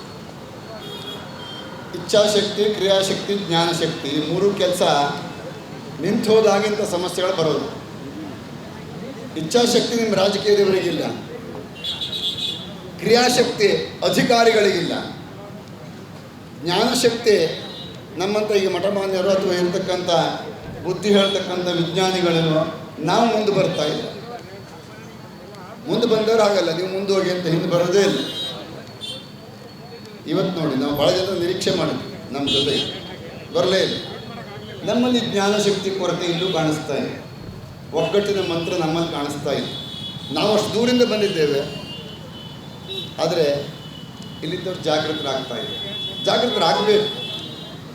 ಈ 3 ಶಕ್ತಿ ಒಂದಾಗಬೇಕು, ಆವಾಗ ಕೆಲಸ ನಡೆಸಲಿಕ್ಕೆ ಸಾಧ್ಯ ಆಗ್ತದೆ. ಈಗಾಗಲೇ ಈ ಯೋಜನೆಯ ಒಂದು ಹಂತವನ್ನು ನೀವು ತಿಳ್ಕೊಂಡ್ರಿ, ಹೇಗೆ ಬಂತು ಏನು ಅಂತ ತಿಳ್ಕೊಂಡ್ರಿ ಅಲ್ವಾ? ಮುಂದೆ ಹೇಳ್ತೇನೆ, ಕೇಳಿಕೊಳ್ಳಿ. ಎಷ್ಟು ವಿದ್ಯುತ್ ಉತ್ಪಾದನೆ ಮಾಡ್ತಾರೆ? 2,000 ಮೆಗಾವ್ಯಾಟ್. ಆ 2,000 ಮೆಗಾವ್ಯಾಟ್ ಉತ್ಪಾದನೆ ಮಾಡಲಿಕ್ಕೆ ಖರ್ಚು ಎಷ್ಟು ಮಾಡ್ತಾರೆ? 2,500 ಮೆಗಾವ್ಯಾಟ್. ನೋಡಿ ಎಂಥ ವಿಚಿತ್ರ ಇದೆ ಅಂಥೇಳಿ ಅಲ್ವಾ? ನಾವೊಂದು ಲೋನನ್ನು ಪಡ್ಕೊಳ್ತೇವೆ ಅಂತಾದರೆ ಆ ಲೋನನ್ನು ತೀರಿಸಲಿಕ್ಕೆ ನಾವು ಹೇಗೆ ತೀರಿಸಬೇಕು ಅಲ್ವಾ? ಔಟ್ಫ್ಲೋ ಇನ್ಫ್ಲೋ ಎಲ್ಲವೂ ಸಹ ಬ್ಯಾಂಕ್ನ ಚೆಕ್ ಮಾಡಿ ನೋಡಿಕೊಂಡು ನಿಮ್ಮ ಕೆಪಾಸಿಟಿ ನೋಡ್ಕೊಂಡು ಕೊಡ್ತಾರೆ. ಇದನ್ನು ನೋಡಿದಂಥ ರಾಜ್ಯ ಸರ್ಕಾರದ ಹಣಕಾಸು ಇಲಾಖೆ ಈ ನಿಮ್ಮ 10,450 ಕೋಟಿ ಬಜೆಟನ್ನು ತಿರಸ್ಕಾರ ಮಾಡಿದೆ. ನಿಮ್ಮ ಈ ಬಜೆಟ್ ಸರಿ ಇಲ್ಲ ಅಂಥೇಳಿ ತಿರಸ್ಕಾರ ಮಾಡಿದಂಥ ಆದೇಶವೂ ಇದೆ. ಆಗ ಇವರು ಏನು ಹೇಳ್ತಾರೆ ಗೊತ್ತಾ? ಟೆಂಡರ್ ಪಡ್ಕೊಂಡಂಥವರು, ಸರ್ಕಾರ ದುಡ್ಡು ಕೊಡದಿದ್ರು ಪರವಾಗಿಲ್ಲ, ನಾವು ಜರ್ಮನ್ ದೇಶದಿಂದ ದುಡ್ಡು ತರ್ತೇವೆ. ಅವರು ಅಧಿಕೃತ ಲಿಖಿತವಾಗಿ ಕೊಟ್ಟಿದ್ದಾರೆ. ದುಡ್ಡನ್ನು ಹೊರದೇಶದಿಂದ ತರ್ತಾರೆ, ಇನ್ವೆಸ್ಟ್ಮೆಂಟ್ ಮಾಡ್ತಾರೆ. ಯಾರ ಮೇಲೆ ಮಾಡ್ತಾರೆ? ನಿಮ್ಮ ಜನರ ತಲೆ ಮೇಲೆ ಮಾಡ್ತಾರೆ. ನೆನ್ಪಿಟ್ಕೊಳ್ಳಿ. ಏನು ಮಾಡ್ತಾರೆ? ಸಾಲ ಇದು ನೀವು ನಾವು ಸೇರಿ ತೀರಿಸ್ಬೇಕು. ಇವರು ಮಾಡೋ ಪಿಂಡಕ್ಕೆ ನಾವು ತಿಲಾಂಚಲಿ ಕೊಡಬೇಕು. ಯೋಚನೆ ಮಾಡಿ. ರಾಜ್ಯದ ಹಣಕಾಸು ಇಲಾಖೆಯೇ, ಯಾವ ಸರ್ಕಾರ ಇರಲಿ ನಮ್ಮ ಬಿಟ್ಬಿಡಿ, ಹಣಕಾಸು ಇಲಾಖೆ ತಿರಸ್ಕಾರ ಮಾಡ್ತಲ್ಲ. ಹಾಗಿದ್ರೆ ಅದನ್ನು ಮುಚ್ಚಿಟ್ಕೊಂಡು ಇವರು ಹೊರದೇಶದಿಂದ ಹಣ ತಂದಾದರೂ ನಾವು ಮಾಡ್ತೇವೆ ಎನ್ನುವ ಹಠವನ್ನು ಹೊತ್ತಿದ್ಯಾಕೆ? ಇದರ ಹಿಂದೆ ಯಾವ ಕೈ ಕೆಲಸ ಮಾಡ್ತಾ ಇದೆ ಅಂತ ಯೋಚನೆ ಮಾಡಬೇಕು. ಆಯ್ತು, ಇದು ಒಂದು ಹಣಕಾಸು ವಿಚಾರ ಇಟ್ಕೊಳ್ಳೋಣ. 2,500 ಮೆಗಾವ್ಯಾಟನ್ನು ಹೇಗೆ ಮಾಡ್ತೀರಿ? ಅದನ್ನು ಸೌರ ವಿದ್ಯುತ್ ಅಲ್ಲದೆ ವಿಂಡ್ ಮಿಲ್ನ ಜೊತೆಯಲ್ಲಿ ಪವನ ವಿದ್ಯುತ್ ಅಂತ ಹೇಳ್ತೇವೆ, ಗಾಳಿ ವಿದ್ಯುತ್, ಇದೆರಡನ್ನು ಸೇರಿಸ್ಕೊಂಡು ಮಾಡ್ತಾರೆ. ನಾವು ಅವರಿಗೆ ಅದನ್ನು ಒಂದು ಮಾತನ್ನು ಹೇಳಿದ್ವಿ. ನೀವು 2,500 ಮೆಗಾವ್ಯಾಟನ್ನು ಪವನ ವಿದ್ಯುತ್ ಮತ್ತು ಸೌರ ವಿದ್ಯುತ್ತನ್ನು ಬಳಸ್ಕೊಂಡು ಮಾಡ್ತೀರಿ ಅಂತ ಆದರೆ ಅದನ್ನು ಮೊದಲು ಮಾಡಿ. ನೀವು ಆಯ್ತಲ್ಲ, ಮತ್ತು ಇದು ಮಾಡೋ ಅವಶ್ಯಕತೆ ಬರೋದಿಲ್ಲ. ಯೋಚನೆ ಮಾಡಿ, ನಿಮ್ಗೆ ಅರ್ಥ ಆಗ್ತದಲ್ವ? ಈಗ ನಿಮ್ಮ ಜನಸಾಮಾನ್ಯರಿಗೆ ಅರ್ಥ ಆಗಬೇಕು. ಈ ಹೋರಾಟ ನಾವು ಪರಿಸರಕ್ಕಾಗಿ ನಾವು ಅಥವಾ ನಾವು ರಾಷ್ಟ್ರಭಕ್ತರ ಬಗ್ಗೆ ಇವರಿಗಾಗಿ ಸ್ವಾರ್ಥಕ್ಕಾಗಿ ಮಾಡ್ತಾ ಇಲ್ಲ, ನನಗಾಗಿ ಮಾಡ್ತಾ ಇಲ್ಲ, ನಿಮಗಾಗಿ ಮಾಡ್ತಾ ಇದ್ದೇವೆ. ನಮ್ಮ ನಾಡಿನ ಭವಿಷ್ಯಕ್ಕಾಗಿ ನಾವು ಮಾಡ್ತಾ ಇದ್ದೇವೆ. ನೀವು ನಮ್ಮ ಮೇಲೆ ಸಾಲ ಹಾಕ್ಕೊಂಡು 2,500 ಮೆಗಾವ್ಯಾಟನ್ನು ಖರ್ಚು ಮಾಡಿ 2,000 ಉತ್ಪಾದನೆ ಮಾಡಿ 500 ಮೆಗಾವ್ಯಾಟನ್ನು ಲಾಸ್ ಮಾಡತಕ್ಕಂಥ ಕೆಲಸ ಮಾಡಬೇಕಾ? ಅವಶ್ಯಕತೆ ಇದೆಯಾ? ಅದು ಅವಶ್ಯಕತೆ ಅಂತ ಆದರೆ 2,500 ಮೆಗಾವ್ಯಾಟನ್ನು ಮೊದಲು ಉತ್ಪಾದನೆ ಮಾಡಿಬಿಡಿ. ಸೋಲಾರನ್ನು ಉತ್ಪಾದನೆ ಮಾಡಿ, ವಿಂಡ್ ಮಿಲ್ಲನ್ನು ಮಾಡಿ. ಇದನ್ನು ಮಾಡೋದೇ ಬೇಡ. ಯಾಕಂದರೆ ಜನಜೀವನಕ್ಕೆ, ಪರಿಸರಕ್ಕೆ, ಜೀವಜಂತುಗಳಿಗೆ, ಪ್ರಾಣಿ ಪಕ್ಷಿಗಳಿಗೆ ಇದರ ಮೌಲ್ಯವನ್ನು ಕಟ್ಟಲಿಕ್ಕೆ ನಿಮ್ಮಿಂದ ಸಾಧ್ಯನಾ? ಜೀವದ ಬೆಲೆಯನ್ನು ಕಟ್ಟಲಿಕ್ಕೆ ನಿಮಗೆ ಸಾಧ್ಯನಾ? ಸಾಧ್ಯ ಇಲ್ಲ ಅಂತ ಆದಮೇಲೆ ಇಂಥ ಯೋಜನೆ ಕೈಬಿಡಿ. ಇದಕ್ಕೆ ಮಾದರಿಯಾಗಿ ಕಳೆದ ಸೆಪ್ಟೆಂಬರ್ 22ರಿಂದ 27ರವರೆಗೆ ಗುಜರಾತ್ನಲ್ಲಿ 2,000 ಮೆಗಾವ್ಯಾಟಿನ ಸೋಲಾರ್ ವಿದ್ಯುತ್, ಬ್ಯಾಟರಿ ಆಧಾರಿತ ಸೋಲಾರ್ ವಿದ್ಯುತ್ ಬಗ್ಗೆ ಟೆಂಡರ್ ಆಯಿತು. ಎಷ್ಟು ಸಾವಿರ ಕೋಟಿಯಲ್ಲಾಯಿತು? 2,000 ಮೆಗಾವ್ಯಾಟಿಗೆ ಕೇವಲ 14,000 ಕೋಟಿಯಲ್ಲಿ ಟೆಂಡರ್ ಆಗಿದೆ. ಅವಧಿ ಎಷ್ಟು? 6 ತಿಂಗಳು. 6 ತಿಂಗಳೊಳಗಾಗಿ ಅವರು 14,000 ಕೋಟಿಯನ್ನು ಹಾಕಿ 40 ದಿವಸಗಳ ಸ್ಟೋರೇಜ್. ನೋಡಿ, ವಿಚಾರ ಮಾಡಿ. ಇದನ್ನು ನಾನು ನಿಮಗೆ ಸೂಕ್ಷ್ಮ ಯಾಕೆ ಹೇಳ್ತೇನೆ, ನಿಮ್ಗೆ ಅರ್ಥ ಆಗಬೇಕು. 40 ದಿನಗಳ ಸ್ಟೋರೇಜ್ ಮಾಡ್ತಕ್ಕಂಥ ವ್ಯವಸ್ಥೆಗೆ ಟೆಂಡರ್ ಕರೆದಾಯಿತು, ಕಾರ್ಯ ಪ್ರಾರಂಭ ಆಯಿತು. ನಮ್ಮ ದೇಶಕ್ಕೆ ಹೆಗ್ಗಳಿಕೆ ತರತಕ್ಕಂಥ ಒಂದು ಯೋಜನೆ ಸಿದ್ಧ ಆಯಿತು, ಜಾರಿಯೂ ಆಯಿತು. ನಾವಿನ್ನೂ ಸಹ ಓಬಿ ರಾಯನ ಕಾಲದಲ್ಲಿ ಇದ್ದೇವೆ. ನಮ್ಮಲ್ಲಿದೆ ಅಜ್ಜ ನೆಟ್ಟ ಮಾಂಗಳಕ್ಕೆ ಹಗ್ಗ ಕೊಡೋದು ಅಂತ ಹೇಳ್ತೇವೆ, ಹಳ್ಳಿ ಮಾತನ್ನು. ನಾವಿನ್ನೂ ಸಹ ಓಲ್ಡ್ ವ್ಯವಸ್ಥೆ, ಹಳೆಯ ವ್ಯವಸ್ಥೆಯಲ್ಲೇ ಇದ್ದೇವೆ. ನಾವಿನ್ನೂ ಡ್ಯಾಮ್ ಕೊಟ್ಟ ವ್ಯವಸ್ಥೆಯಲ್ಲೇ ಇದ್ದೇವೆ. ದೇಶ ಮುಂದುವರೆದಿತ್ತು ಒಂದು ಕಡೆಗೆ ಹೇಳ್ತೇವೆ, ಯೋಜನೆ ಮಾತ್ರ ಹಳೆಯದೇ ಬೇಕು ನಮಗೆ, ಹಳೆಯದೇ ಬೇಕು ನಮಗೆ. ಯೋಚನೆ ಮಾಡಿ, 14,000 ಕೋಟಿ ಬಜೆಟಲ್ಲಿ ಪ್ರಕೃತಿಗೆ ಅಥವಾ ಪರಿಸರಕ್ಕೆ ಹಾನಿ ಆಗಿದೆ. 2,000 ಮೆಗಾವ್ಯಾಟ್ನಲ್ಲಿ ಉತ್ಪಾದನೆ ಮಾಡ್ತಾರೆ ಅಂತಾದರೆ ಇವತ್ತು ನೀವು 10,450 ಕೋಟಿ ಬಜೆಟ್ನ ಬಗ್ಗೆ ಹೇಳ್ತಾ ಇದ್ದೀರಿ. ಮೊನ್ನೆ ಅಷ್ಟೇ ಬಜೆಟ್ ನಂತರದಲ್ಲಿ ಇದು 15,000 ಕೋಟಿ ಹೋಗಿದೆ. ಮಾಧ್ಯಮದವರು ನೋಟ್ ಮಾಡ್ಕೊಳ್ಳಿ. ನಾಳೆ ನಿಮ್ಮ ಪೇಪರಲ್ಲಿ ಬಹುಶಃ ಅವರು ಘೋಷಣೆ ಮಾಡಿದ ಬರೋ ಮುಂಚೆ ನಾವು ಹೇಳಿರ್ತೇವೆ, ನೆನ್ಪಿಟ್ಕೊಳ್ಳಿ. 15,000 ಕೋಟಿ ಬಜೆಟ್ಗೆ ಆಗಿದೆ. ಇನ್ನೂ 1,000 ಕೋಟಿ ಉಳಿತದೆ, ಜಾಗ ಉಳಿತದೆ. 54 ಹೆಕ್ಟೇರ್ ಜಾಗ ಅಲ್ಲ, 16,000 ಮರ ಅಲ್ಲ. ನೀವು ಫಾರೆಸ್ಟ್ ಇಲಾಖೆಯ ಪರಿವೇಶ್ ಪೋರ್ಟಲ್ ಪಬ್ಲಿಕಲ್ಲಿ ಯಾರೂ ತೆಗೆದು ನೋಡಬಹುದು. ಅದನ್ನು ತೆಗೆದು ನೋಡಿ 42 ಪ್ರಾಜೆಕ್ಟ್ಗಳಿದ್ದಾವೆ. ಆ 42 ಪ್ರಾಜೆಕ್ಟ್ಗಳಲ್ಲಿ ಪ್ರಮುಖವಾಗಿರ್ತಕ್ಕಂಥ 7 ಪ್ರಾಜೆಕ್ಟನ್ನು ನೀವು ದಾಖಲೀಕರಣ ಮಾಡಿಕೊಂಡ್ರೆ ನೋಡಿದರೆ, ಓಪನ್ ಮಾಡಿ ನೋಡಿದರೆ, ಶರಾವತಿ ಪಂಪ್ ಸ್ಟೋರೇಜ್ ಯೋಜನೆಗೆ 50,000 ಮರಗಳು, 16,000 ಹೇಳ್ತಾ ಇದ್ದೀರಿ, ಅಲ್ಲಿ 50,000ಕ್ಕೆ ಪರ್ಮಿಷನ್ ತಗೊಳ್ಳೋಕ್ಕೆ ನೀವು ಅಪ್ಲಿಕೇಶನ್ ಹಾಕಿದ್ದೀರಿ. ಜೊತೆಗೆ ಜೋಗದಿಂದ ತಲಕಳಲೆಯಿಂದನೇ ಹಾಕಿದ್ದಾರೆ, ಅದನ್ನು ಜೋಗ ಅಂತ ಕೌನ್ಸಿಲ್ ಹಾಕಿದ್ದಾರೆ, ನೀವು ಓಪನ್ ಮಾಡಿ ನೋಡ್ಕೊಳ್ಳೋದು. ಅಲ್ಲಿಂದ ಬೆಂಗಳೂರಿಗೆ ನೀರನ್ನು ಸರಬರಾಜು ಮಾಡಲಿಕ್ಕಾಗಿ 1,20,000 ಮರಗಳ ಬಗ್ಗೆ ದಾಖಲೆ ಇದೆ. ಎಲ್ಲೋಯ್ತು ನಿಮ್ಮ 16,000? 1,20,000 ಇದೆ. ನಮ್ಮ ಉತ್ತರ ಕನ್ನಡ ಮತ್ತು ಶಿವಮೊಗ್ಗ ಈ ಎರಡೇ ಜಿಲ್ಲೆಯಲ್ಲಿ 3,80,000 ಮರಗಳನ್ನು ಕಡಿಲಿಕ್ಕೆ ಅಪ್ಲಿಕೇಶನ್ ಹಾಕಿದ್ದಾರೆ. ಓಪನ್ ಮಾಡಿ, ಇವತ್ತು ಈಗ ಕೂತ್ಕೊಳ್ಳಿ, ಗೂಗಲ್ ಓಪನ್ ಮಾಡಿ ನೋಡ್ಕೊಳ್ಳಿ ಪರಿವೇಶ ಪೋರ್ಟಲನ್ನು. ನಾನು ಮಾತನಾಡೋದು ನೀವು ನೋಡಿ. ಒಟ್ಟು ಪಶ್ಚಿಮ ಘಟ್ಟದಲ್ಲಿ 38 ಯೋಜನೆಗಳು ಬರ್ತಾ ಇದ್ದಾವೆ. ನಮಗಿಲ್ಲಿ ಆಗುಂಬೆ ಒಂದು ಗೊತ್ತುಂಟು, ಅಘನಾಶಿನಿ ಗೊತ್ತುಂಟು, ಶರಾವತಿ ಗೊತ್ತುಂಟು. ನಮಗೆ 38 ಯೋಜನೆಗಳು ಗೊತ್ತುಂಟಾ? ಇಲ್ಲ. ಹೋರಾಟ ಮಾಡೋದು ನಾವು ಇದಕ್ಕಾಗಷ್ಟೇ ಅಲ್ಲ, ಇಡೀ ಪಶ್ಚಿಮ ಘಟ್ಟ ನಮಗೆ ಉಳಿಬೇಕು, ಇಡೀ ಪಶ್ಚಿಮ ಘಟ್ಟ ನಮಗೆ ಉಳಿಬೇಕು. ರಾಷ್ಟ್ರಭಕ್ತರ ಬಳಗ ಮತ್ತು ಪರಿಸರಕ್ಕಾಗಿ ನಾವು ಹೋರಾಟದವರು ಮಾತನ್ನು ಹೇಳಿದ್ರು, ಇಡೀ ರಾಜ್ಯದ ಜಿಲ್ಲೆಯಲ್ಲಿ ಪ್ರವಾಸ ಮಾಡಿ ನಾವು ಜಾಗೃತಿ ಮಾಡ್ತೇವೆ. ಖಂಡಿತ ನಾವು ನಿಮ್ಮ ಜೊತೆಗಿದ್ದೇವೆ, ಮಾಡೋಣ. ಇಂತಹ ಮಾರಕವಾಗಿರ್ತಕ್ಕಂಥ ಯಾವ ಯೋಜನೆ ಇರಲಿ, ಯಾವ ಸರ್ಕಾರ ಇರಲಿ, ನಾನು ನಾಳೆ ಬರೋ ಸರ್ಕಾರವೂ ಹೀಗೆ ಆಗಿರ್ಬೋದು, ಗೊತ್ತಿಲ್ಲ. ಎಲ್ಲ ಅಣ್ಣ ತಮ್ಮಂದಿರು ಒಂದೇ, ಅಲ್ಲಿ ಎಲ್ಲರೂ ಒಂದೇ. ಇಂತಹ ಯಾವ ಯೋಜನೆ ಬಂದರೂ ಸಹ ನಾವು ವಿರುದ್ಧ ನಿಲ್ಲಬೇಕು, ಅದನ್ನು ಎದೆಕೊಟ್ಟು ನಾವು ಎದುರಿಸಬೇಕು, ಅದಕ್ಕೆ ನಾವು ಸಿದ್ಧರಾಗಬೇಕು. ಆ ಕಾರಣಕ್ಕಾಗಿ ಈ ಹೋರಾಟ. ಇಲ್ಲಿ ಹೋರಾಟ ಮಾಡೋದು ಒಂದು ದಿವಸ, ಇದು ಸಾಂಕೇತಿಕ. ನೀವು ಸರ್ಕಾರದವ್ರು ತಿಳ್ಕೊಂಡಿರ್ಬೋದು, ಹೋರಾಟಗಳು ಮಾಡ್ತಾ ಇರ್ತಾರೆ, ನಾವು ಮಾಡೋ ಕೆಲಸ ಮಾಡ್ತೇವೆ. ಉಡಾಪೆಯ ಉತ್ತರವನ್ನು ಕಾರವಾರದಲ್ಲಿ ಉಪಮುಖ್ಯಮಂತ್ರಿಗಳು ಕೊಡ್ತಾರೆ. ರಾಜ್ಯದ ಇವತ್ತಿನ ಉಪಮುಖ್ಯಮಂತ್ರಿಗಳು ಉಡಾಪೆಯ ಉತ್ತರವನ್ನು ಕೊಟ್ಟರು, ಮಾಡ್ತಾ ಇರ್ತಾರೆ ಅಂತ. ಜಾರ್ಜ್ ಅವರು ಹೇಳಿದರು, ಹೋರಾಟ ಮಾಡೋರು ಮಾಡ್ತಾರೆ, ನಾವು ಮಾಡಿದ ಯೋಜನೆ ಬಿಡೋದಿಲ್ಲ ಅಂಥೇಳಿ. ಯೋಜನೆ ಮಾಡಬೇಕು ಅಂತಾದರೆ ಕೆ ಜಾರ್ಜ್ ಅವ್ರದ್ದು 12,000 ಎಕರೆ ಜಾಗ ಇದೆ, ಆ ಜಾಗದಲ್ಲೇ ಮಾಡ್ಬೋದಿತ್ತು. ಮಾಧ್ಯಮದವ್ರು ಕೇಳ್ಕೊಳ್ರಿ, 12,000 ಎಕರೆ ಜಾಗ ಇದೆ. ನಮಗೆಲ್ಲ 50 ಎಕರೆ ಲಿಮಿಟ್ ಇದೆಯಲ್ಲ, ರೈತರಿಗೆ 50 ಎಕರೆ ಲಿಮಿಟ್ ಇದೆಯಲ್ಲ ನಮಗೆಲ್ಲ. ಕರ್ನಾಟಕದಲ್ಲಿ ಒಬ್ಬರ ಹೆಸರಿಗೆ ಎಷ್ಟು ಜಾಗ ಇರಬೇಕು?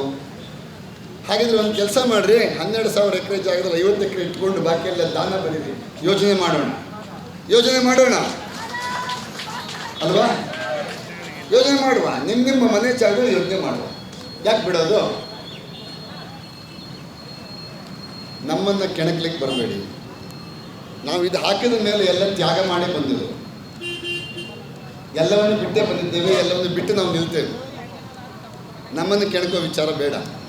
ನಮ್ಮನ್ನು ಕೆಣಕಕ್ಕೆ ಹೋದರೆ ನೀವು ಕೂತ್ಕೊಳ್ಳೋ ಜಾಗ ನೀವು ಕೂತ್ಕೊಳ್ಳೋದಿಲ್ಲ, ನಾವು ಕೂತ್ಕೊಳ್ಳೋ ಪ್ರಸಂಗ ಬರ್ಬೋದು. ಇದು ಆಗ್ಲಿಕ್ಕೆ ಬಿಡಬೇಡಿ ಅಂತ. ಆದಷ್ಟು ಬೇಗ ಎಚ್ಚರಾಗಿ ಇಂತಹ ಎಲ್ಲ ಯೋಜನೆಗಳಿಗೆ ನೀವು ತಿಲಾಂಜಲಿ ಬಿಡ್ತಕ್ಕಂಥ ಕೆಲಸ ಮಾಡಬೇಕು. ಇಲ್ಲಾಂದರೆ ಇದಕ್ಕೆ ಇಲ್ಲಿಗೆ ನಿಲ್ಲೋದಿಲ್ಲ. ಏನು ಅವರೇನು ಹೋರಾಟ ಮಾಡ್ತಾರೆ, ಅವರೊಬ್ಬರೇ ಇದ್ದಾರೆ, ಖಂಡಿತ ತಿಳ್ಕೊಳ್ಬೇಡಿ. ಇದಕ್ಕೆ ಎಷ್ಟು ಜನ ಇದ್ದಾರೆ ಅನ್ನೋದನ್ನು ಮುಂದಿನ ದಿನಗಳಲ್ಲಿ ನಾವು ತೋರಿಸ್ತೇವೆ. ಎಷ್ಟು ಜನ ಅಲ್ಲ, ಎಷ್ಟು ಕೋಟಿ ವ್ಯಕ್ತಿಗಳು ಇದಕ್ಕೆ ಹಿಂದಿದ್ದಾರೆ ಅನ್ನೋದನ್ನು ತೋರಿಸ್ತೇವೆ. ಎಷ್ಟು ಸಾಧು ಸಂತರು ಇದರ ಹಿಂದಿದ್ದಾರೆ ಅನ್ನೋದನ್ನು ತೋರಿಸ್ತೇವೆ. ಎಷ್ಟು ವಿಜ್ಞಾನಿಗಳ ಸಮೂಹ ಇದರ ಜೊತೆಯಲ್ಲಿದೆ ಅನ್ನೋದನ್ನು ತೋರಿಸ್ತೇವೆ. ನಿಮ್ಮದೇ KPCಯ ಅಧಿಕಾರಿಗಳು ಇಂಥ ಭಂಡತನವನ್ನು ನೋಡಿ ರಾಜೀನಾಮೆ ಕೊಟ್ಟು ಹೊರಗೆ ಬಂದಿದ್ದಾರೆ. ಅರಣ್ಯ ಇಲಾಖೆ ಅಧಿಕಾರಿಗಳು ರಾಜೀನಾಮೆ ಕೊಟ್ಟು ಬಂದಂಥವರಿದ್ದಾರೆ. ನಿವೃತ್ತರಾದಂಥವರು ಅವರು ಇರುವ ಸಂದರ್ಭದಲ್ಲಿ ಏನೋ ಘಟನೆಗಳು ನಡೆದಿರ್ತದಲ್ಲ, ಪಾಪ ತೊಳ್ಕೊಳ್ಳಿಕ್ಕಾಗಿ ಇವತ್ತು ಇಂತಹ ಒಂದು ಹೋರಾಟದ ಜೊತೆ ಬರ್ತಾ ಇದ್ದಾರೆ. ಅವರಿಗೆ ಪಶ್ಚಾತ್ತಾಪ ಇದೆ, ನಮ್ಮ ಅಧಿಕಾರದಲ್ಲಿ ನಾವು ಸರಿಯಾಗಿ ಕೆಲಸ ಮಾಡಲಿಕ್ಕೆ ಆಗಿಲ್ಲ ಅನ್ನುವ ನೋವಿದೆ. ನಮ್ಮ ಇದೇ ಭಾಗದಲ್ಲಿ ಕೂತಂಥ ಜನರಲ್ಲಿ ಒಬ್ಬೊಬ್ಬರು ಇದ್ದಾರೆ, ಅವರಿಗೆ ನೋವಿದೆ. ಇಂತಹ ನೋವುಗಳನ್ನು ನಾವು ತಟ್ಟಿ ಎಚ್ಚರಿಸುವ ಕೆಲಸವನ್ನು ಮಾಡೋಣ. ನಾವು ಮೆಟ್ಟಿ ನಿಲ್ಲೋಣ. 2,500 ಮೆಗಾವ್ಯಾಟನ್ನು ಖರ್ಚು ಮಾಡಿ 2,000 ಮೆಗಾವ್ಯಾಟನ್ನು ಉತ್ಪಾದನೆ ಮಾಡ್ತಕ್ಕಂಥ ಯೋಜನೆ ನಮಗೆ ಬೇಕಾಗಿಲ್ಲ. 18,000 ಟನ್ ನೆನ್ಪಿಟ್ಕೊಳ್ಳಿ. ಒಂದು ಲಾರಿಯಲ್ಲಿ 15ರಿಂದ 20 ಟನ್ ಹೋಗ್ತದೆ ವೇಟ್ ಅಲ್ವಾ. 18,000 ಟನ್ನು ಜಿಲೆಟಿನನ್ನು ಬಳಸ್ತಾರೆ. ಇಲ್ಲೇ ಇರ್ತಕ್ಕಂಥ ನಮ್ಮ ಆರಕ್ಷಕ ದಳವರಿದ್ದಾರೆ, ಕೇಳ್ಕೊಳ್ಳಿ, ಪಟಾಕಿ ಹೊಡಿಲಿಕ್ಕೆ ಪರ್ಮಿಷನ್ ಕೊಡೋದಿಲ್ಲ.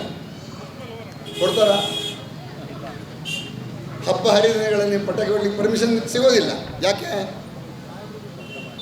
ಶಬ್ದ ಮಾಲಿನ್ಯ ಹೌದು, ಮತ್ತು ಅಗ್ನಿ ಅನಾಹುತಗಳು ಅವಘಟನೆಗಳು ಆಗ್ತವೆ ಅಲ್ವಾ, ಪರಿಸರಕ್ಕೆ ಹಾನಿ ಆಗ್ತವೆ, ಅದರಲ್ಲಿ ಜಾಗೃತಿ ಆಗಿಬಿಡ್ತಾರೆ ಅವರು. ಆದರೆ 18,000 ಟನ್ನನ್ನು ನೀವು ಉಪಯೋಗಿಸುವಾಗ ನೀವು ಯಾಕೆ ಜಾಗೃತರಾಗೋದಿಲ್ಲ?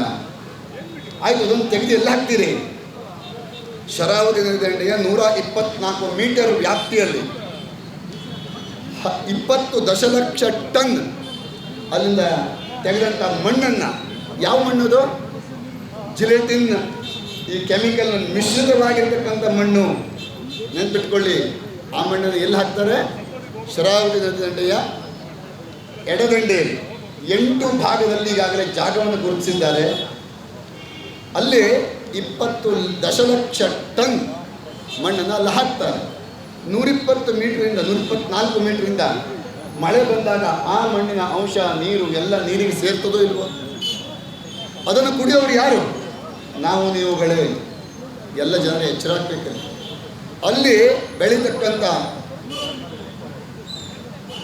ಆಹಾರ ಖಾದ್ಯಗಳು, ತೋಟ ಇರಬಹುದು, ಗದ್ದೆ ಇರ್ಬೋದು, ಏನೇ ಇರ್ಬೋದು, ಇದೇ ವಿಷಪೂರಿತ ನೀರನ್ನು ಕುಡಿಸ್ತೀರಿ ನಾವು ಅಲ್ವಾ. ಕುಡಿಯೋ ನೀರನ್ನು ಕುಡಿಸ್ತೇವೆ ನಾವು. KPC ಅವರಿಗೆ ಒಂದು ಪ್ರಶ್ನೆ ಮಾಡಿದ್ವಿ. 2000ನೇ ಇಸ್ವಿಯಲ್ಲಿ 4 ಜನರೇಟರ್ ಪ್ರಾರಂಭ ಆಯಿತು. ಅದರ ನಂತರದಲ್ಲಿ 7 ಡ್ಯಾಮ್ ಆದ ನಂತರದಲ್ಲಿ ಇದು ಕೊನೆಯದು. ಇಲ್ಲಿಂದ ಹೋಗ್ತಕ್ಕಂಥ ನೀರನ್ನು ಕುಡಿತಕ್ಕಂಥವರು, ನೀವು ನೀರನ್ನು ಟೆಸ್ಟ್ ಮಾಡಿದ್ದೀರಾ? ನಮ್ಮ ಸುತ್ತಮುತ್ತಲಿನ ಕ್ಯಾನ್ಸರ್ ಹಾಸ್ಪಿಟ್ಲ್ಗಳಲ್ಲಿ ಇರ್ತಕ್ಕಂಥ ಪೇಷಂಟ್ಗಳನ್ನು ಟೆಸ್ಟ್ ಮಾಡಿದ್ದೀರಾ? ಗುಟ್ಕಾ ಹಾಕಿದಾಗ ಕ್ಯಾನ್ಸರ್ ಬರೋದು ಸಹಜ, ಹೆಂಡ ಕುಡಿಯೋರು ಕ್ಯಾನ್ಸರ್ ಬರೋದು ಸಹಜ. ಅದನ್ನು ಏನನ್ನೂ ಕುಡಿದ್ರೆ ನೀರು ಕುಡಿದವ್ರಿಗೆ ಕ್ಯಾನ್ಸರ್ ಬರ್ತಾ ಇದೆ. 25 ವರ್ಷಗಳಲ್ಲಿ ಮಣಿಪಾಲ್ನ ಕಸ್ತೂರಬಾ ಕ್ಯಾನ್ಸರ್ ಹಾಸ್ಪಿಟ್ಲನ್ನು ಪರೀಕ್ಷೆ ಮಾಡಿದರೆ, ನಮ್ಮ ಶರಾವತಿ ನದಿಯ ಎಡದಂಡೆ ಬಂದಿರತಕ್ಕಂಥ ವ್ಯಕ್ತಿಗಳನ್ನು ತಪಾಸಣೆ ಮಾಡಿದರೆ ಯಾವ ಚಟವೂ ಇಲ್ಲದೆ ಇರತಕ್ಕಂಥವರಿಗೆ ರೋಗ ಬರ್ತಾ ಇದೆ. ಹೇಗೆ? ಇದರ ಪ್ರಮಾಣ ಎಷ್ಟಾಗಿದೆ? ಈ ಪ್ರಶ್ನೆಯನ್ನು KPC ಅವರಿಗೆ ಮಾಡಿದಾಗ ನಮ್ಮ ಕೈ ಮುಗ್ತಾರೆ. ಪಬ್ಲಿಕ್ಕಲ್ಲಿ ಈ ಪ್ರಶ್ನೆ ಮಾಡಬೇಡಿ. ಇದು ಅರ್ಥ ನಿಮ್ಗೆ ಆಗ್ತದ? ಗೊತ್ತಾಗ್ತಾ ಇದೆ ನಾನು ಹೇಳ್ತಾ ಇರೋದು? ಹೊಸವಾಗಿದ್ದು ನಿಮಗೆ ಊಟ ನಮ್ಗೆ ಯಾವ ಕೊನೆಗೆ ಮಾತಾಡ್ಲಿಕ್ಕೆ ಕೊಡ್ತಾರೆ ಊಟದ ಸಮಯದಲ್ಲಿ. ಹಾಗಾಗಿ ನಮ್ಮ ಮಾತು ನಿಮ್ಗೆ ಹೋಗ್ಬೇಕು. ಇದೊಂದು ವಿಚಾರ. ಇನ್ನು ನೋಡಿ, KPC ಅವರು ಡಿಟೇಲ್ ಪ್ರಾಜೆಕ್ಟ್ ರಿಪೋರ್ಟನ್ನು ಸಬ್ಮಿಟ್ ಮಾಡಿದ್ದನ್ನು ಪಬ್ಲಿಕ್ಗೆ ಕೊಡೋದಿಲ್ಲ ಅಂತ ಹೇಳಿ ನಮಗೆ ಒಂದು ಮೂಲದಲ್ಲಿ ನಾವು ತಕ್ಕೊಂಡಿದ್ದೇವೆ. ಅದು ಹೆಂಗೆ ತಕ್ಕೊಂಡಿದ್ದೇವೆ ಬೇಡ. ಅದರಲ್ಲಿ ವಿದ್ಯುತ್ ವಿತರಣೆಯ ವಿಭಾಗವನ್ನು ಹೇಳಿಲ್ಲ.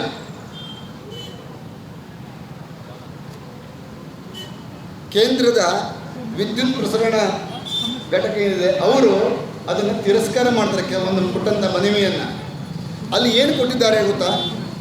ಹೆಸ್ಕಾಂ, ಬೆಸ್ಕಾಂ ಮತ್ತು ಮೆಸ್ಕಾಂ. ಹೆಸ್ಕಾಂ ಹುಬ್ಬಳ್ಳಿ, ಮೆಸ್ಕಾಂ ಮಂಗಳೂರು, ಬೆಸ್ಕಾಂ ಬೆಂಗಳೂರು.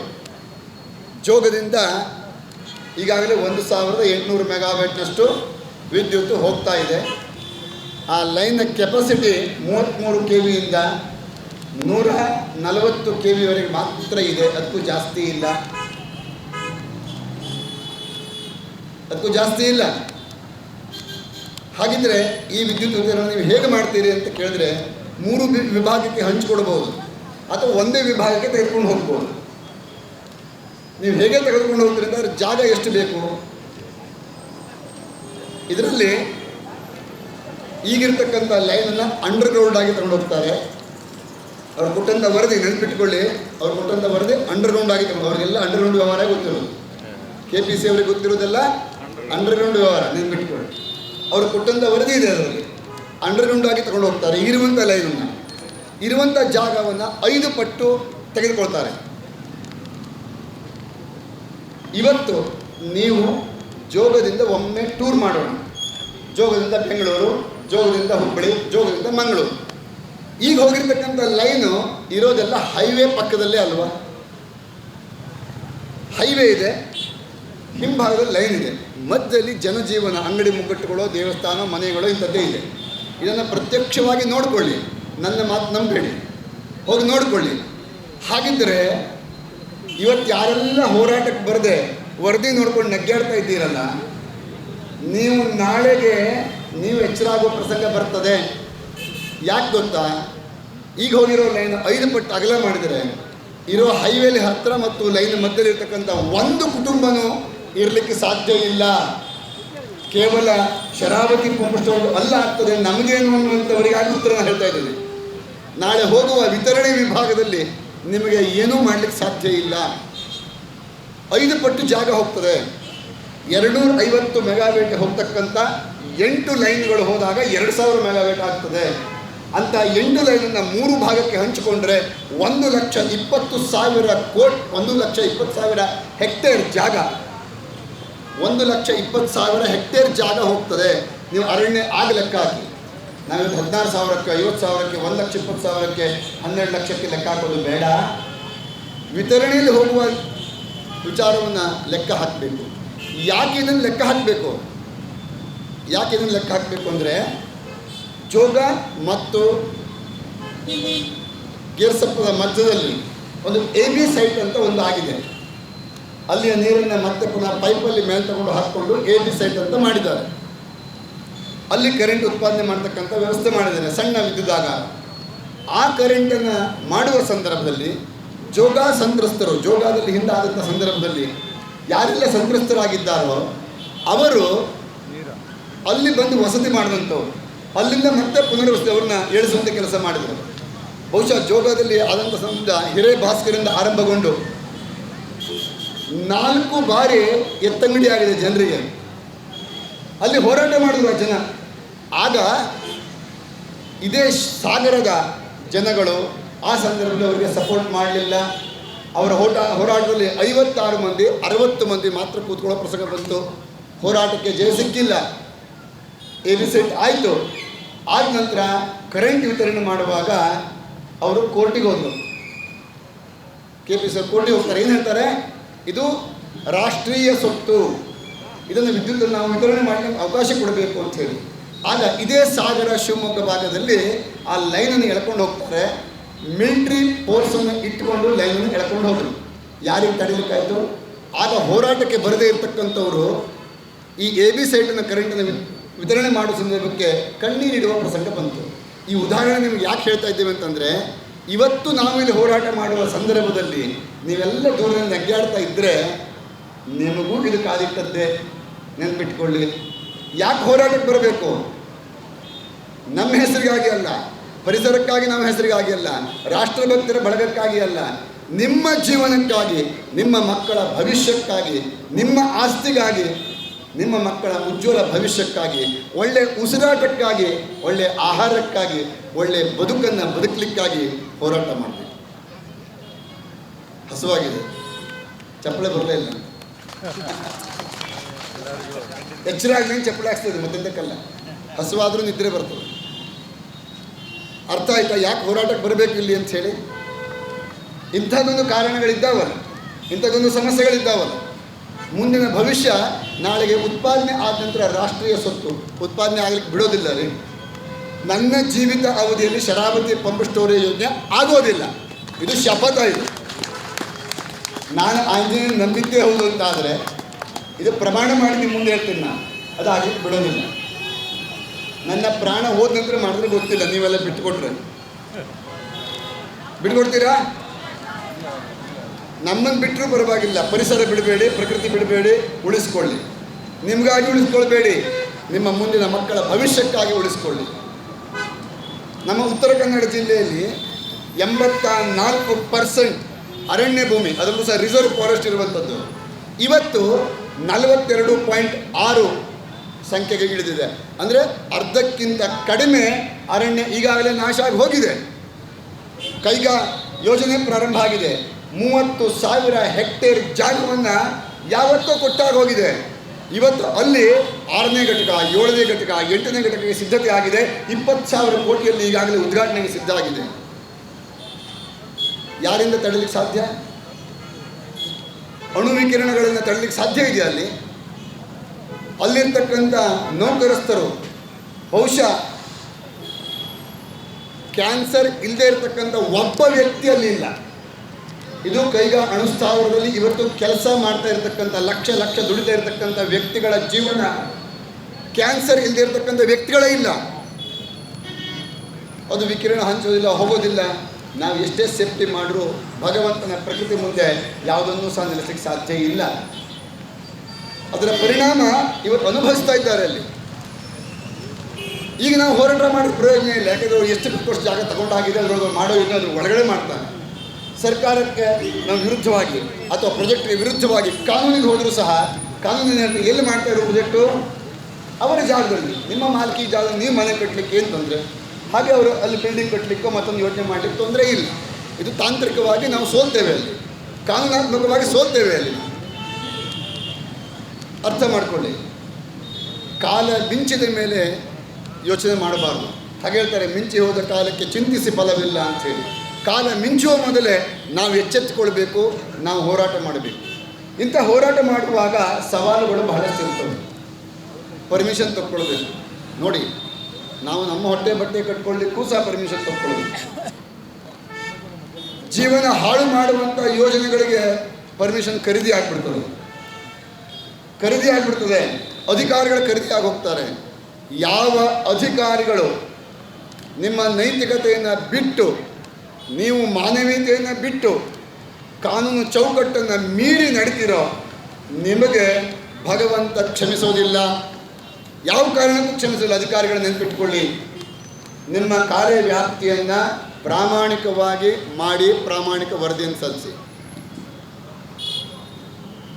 ಈ ವಿದ್ಯುತ್ ಯೋಜನೆಯ ಹಿಂಭಾಗದಲ್ಲಿ ನೀರನ್ನು ಬೆಂಗಳೂರಿಗೆ ಒಯ್ಯತಕ್ಕಂಥ ಯೋಜನೆ ಇದೆ.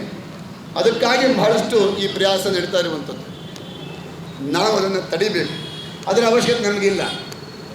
ನಾವು ಈಗಾಗಲೇ ಸರ್ಕಾರಕ್ಕೆ ಅನೇಕ ಮಾಹಿತಿಯನ್ನು ಕೊಟ್ಟಿದ್ದೇವೆ. ನಿಮಗೆ ಬುದ್ಧಿ ಇಲ್ಲ, ನಮ್ಗೆ ಗೊತ್ತುಂಟು. ನಿಮಗೇನು ಬುದ್ಧಿ ಬೇಕು ನಾವು ಹೇಳ್ತೇವೆ. ಹೇಳಿದ ಮಾತನ್ನು ಕೇಳೋ ಕೆಲಸ ಆದರೂ ಮಾಡಿ. ಅಧಿಕಾರಿಗಳಿಗೂ ಬಂತು, ನಿಮ್ಮ ಆಡಳಿತಾರೂಢ ವ್ಯಕ್ತಿಗಳಿಗೂ ಬಂತು. ಮನೆಗೆ ಹರ್ ಘರ್ ಸೋಲಾರ್ ಯೋಜನೆ ಉಂಟು. 90%ವರೆಗೂ ಸಬ್ಸಿಡಿ ಇದೆ. ಇನ್ನೆಂತ ಬೇಕು? 30%ಇಂದ ಪ್ರಾರಂಭ ಆದರೆ 90% ಸಬ್ಸಿಡಿ ಇದೆ. ನೀವು ಕರೆಂಟ್ ಉತ್ಪಾದನೆ ಮಾಡಿ ನೀವು KEBಗೆ ವಾಪಸ್ ಕೊಡ್ಬೋದು. ನೀವು ಫ್ರೀ ಎನರ್ಜಿ ಪಡ್ಕೊಂಡಂಗೆ ಆಯಿತು. ಜೊತೆಗೆ ಪಾಪ ಇವರಿಗೆ ಮಾರ್ಕೊಳ್ಳಿಕ್ಕೆ ಕರೆಂಟ್ ಬೇಕಲ್ಲ, ನಾವೇ ಕೊಡುವ. ನಮ್ಮೆಲ್ಲರ ಮನಸ್ಸನ್ನು ಸಹ ನಾವು ಶಪಥ ಮಾಡೋಣ. ಹೋರಾಟ ಮಾಡೋದಷ್ಟೇ ಅಲ್ಲ, ನಾವು ಸಹ KEBಯನ್ನು ಅವಲಂಬಿಸಿ ನಾವು ಬದುಕನ್ನು ಸಾಗಿಸೋದು ಬೇಡ. ಸ್ವಾವಲಂಬಿಗಳಾಗಿ ನಾವು ಬದುಕುವ ಬಗ್ಗೆ ದಾರಿಯನ್ನು ಹುಡ್ಕೋಣ. ಆಗೋದಿಲ್ವಾ? ಸೋಲಾರ್ ವಿದ್ಯುತ್ತನ್ನು ಮಾಡೋಣ. ನಾವು ಇಲ್ಲಿ ಭಾಳಷ್ಟು ಜನ, ನಮ್ಮಲ್ಲಿ ಒಂದು ವಿಚಾರ ಇದೆ, ಜಾಗಕ್ಕೆ ಬೆಲೆ ಬರೋದಿಲ್ಲಲ್ಲ. ಜಾಗ ಏನು ಮಾಡ್ತೇವೆ?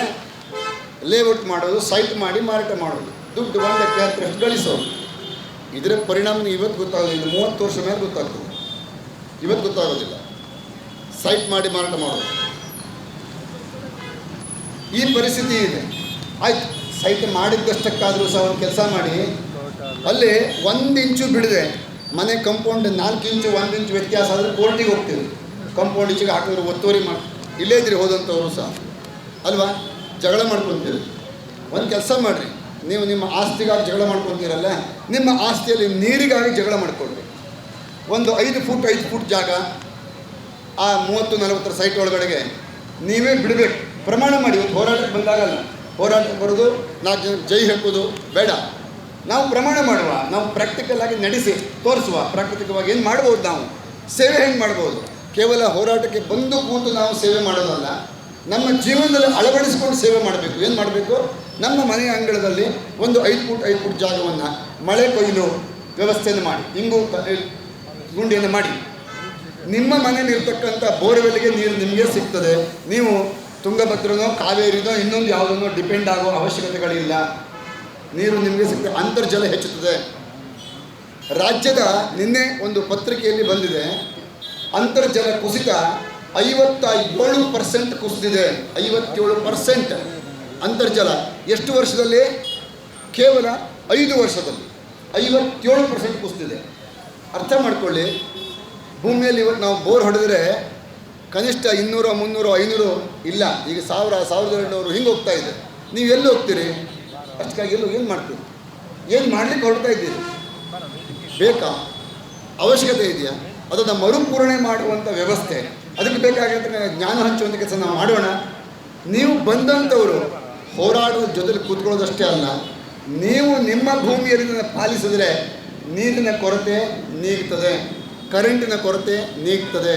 ಇಷ್ಟಕ್ಕೂ ಸಹ ಕರೆಂಟು 2000 ಮೆಗಾವ್ಯಾಟ್ ಅವ್ರಿಗೆ ಯಾವಾಗ ಬೇಕು ನೋಡಿ. 2004-6ನೇ ಇಸ್ವಿಯಲ್ಲಿ ಅವರಿಗೆ ಬೇಕಾಗಿತ್ತು 2012ಕ್ಕೆ ಅಂತ ಹೇಳಿದ್ರು.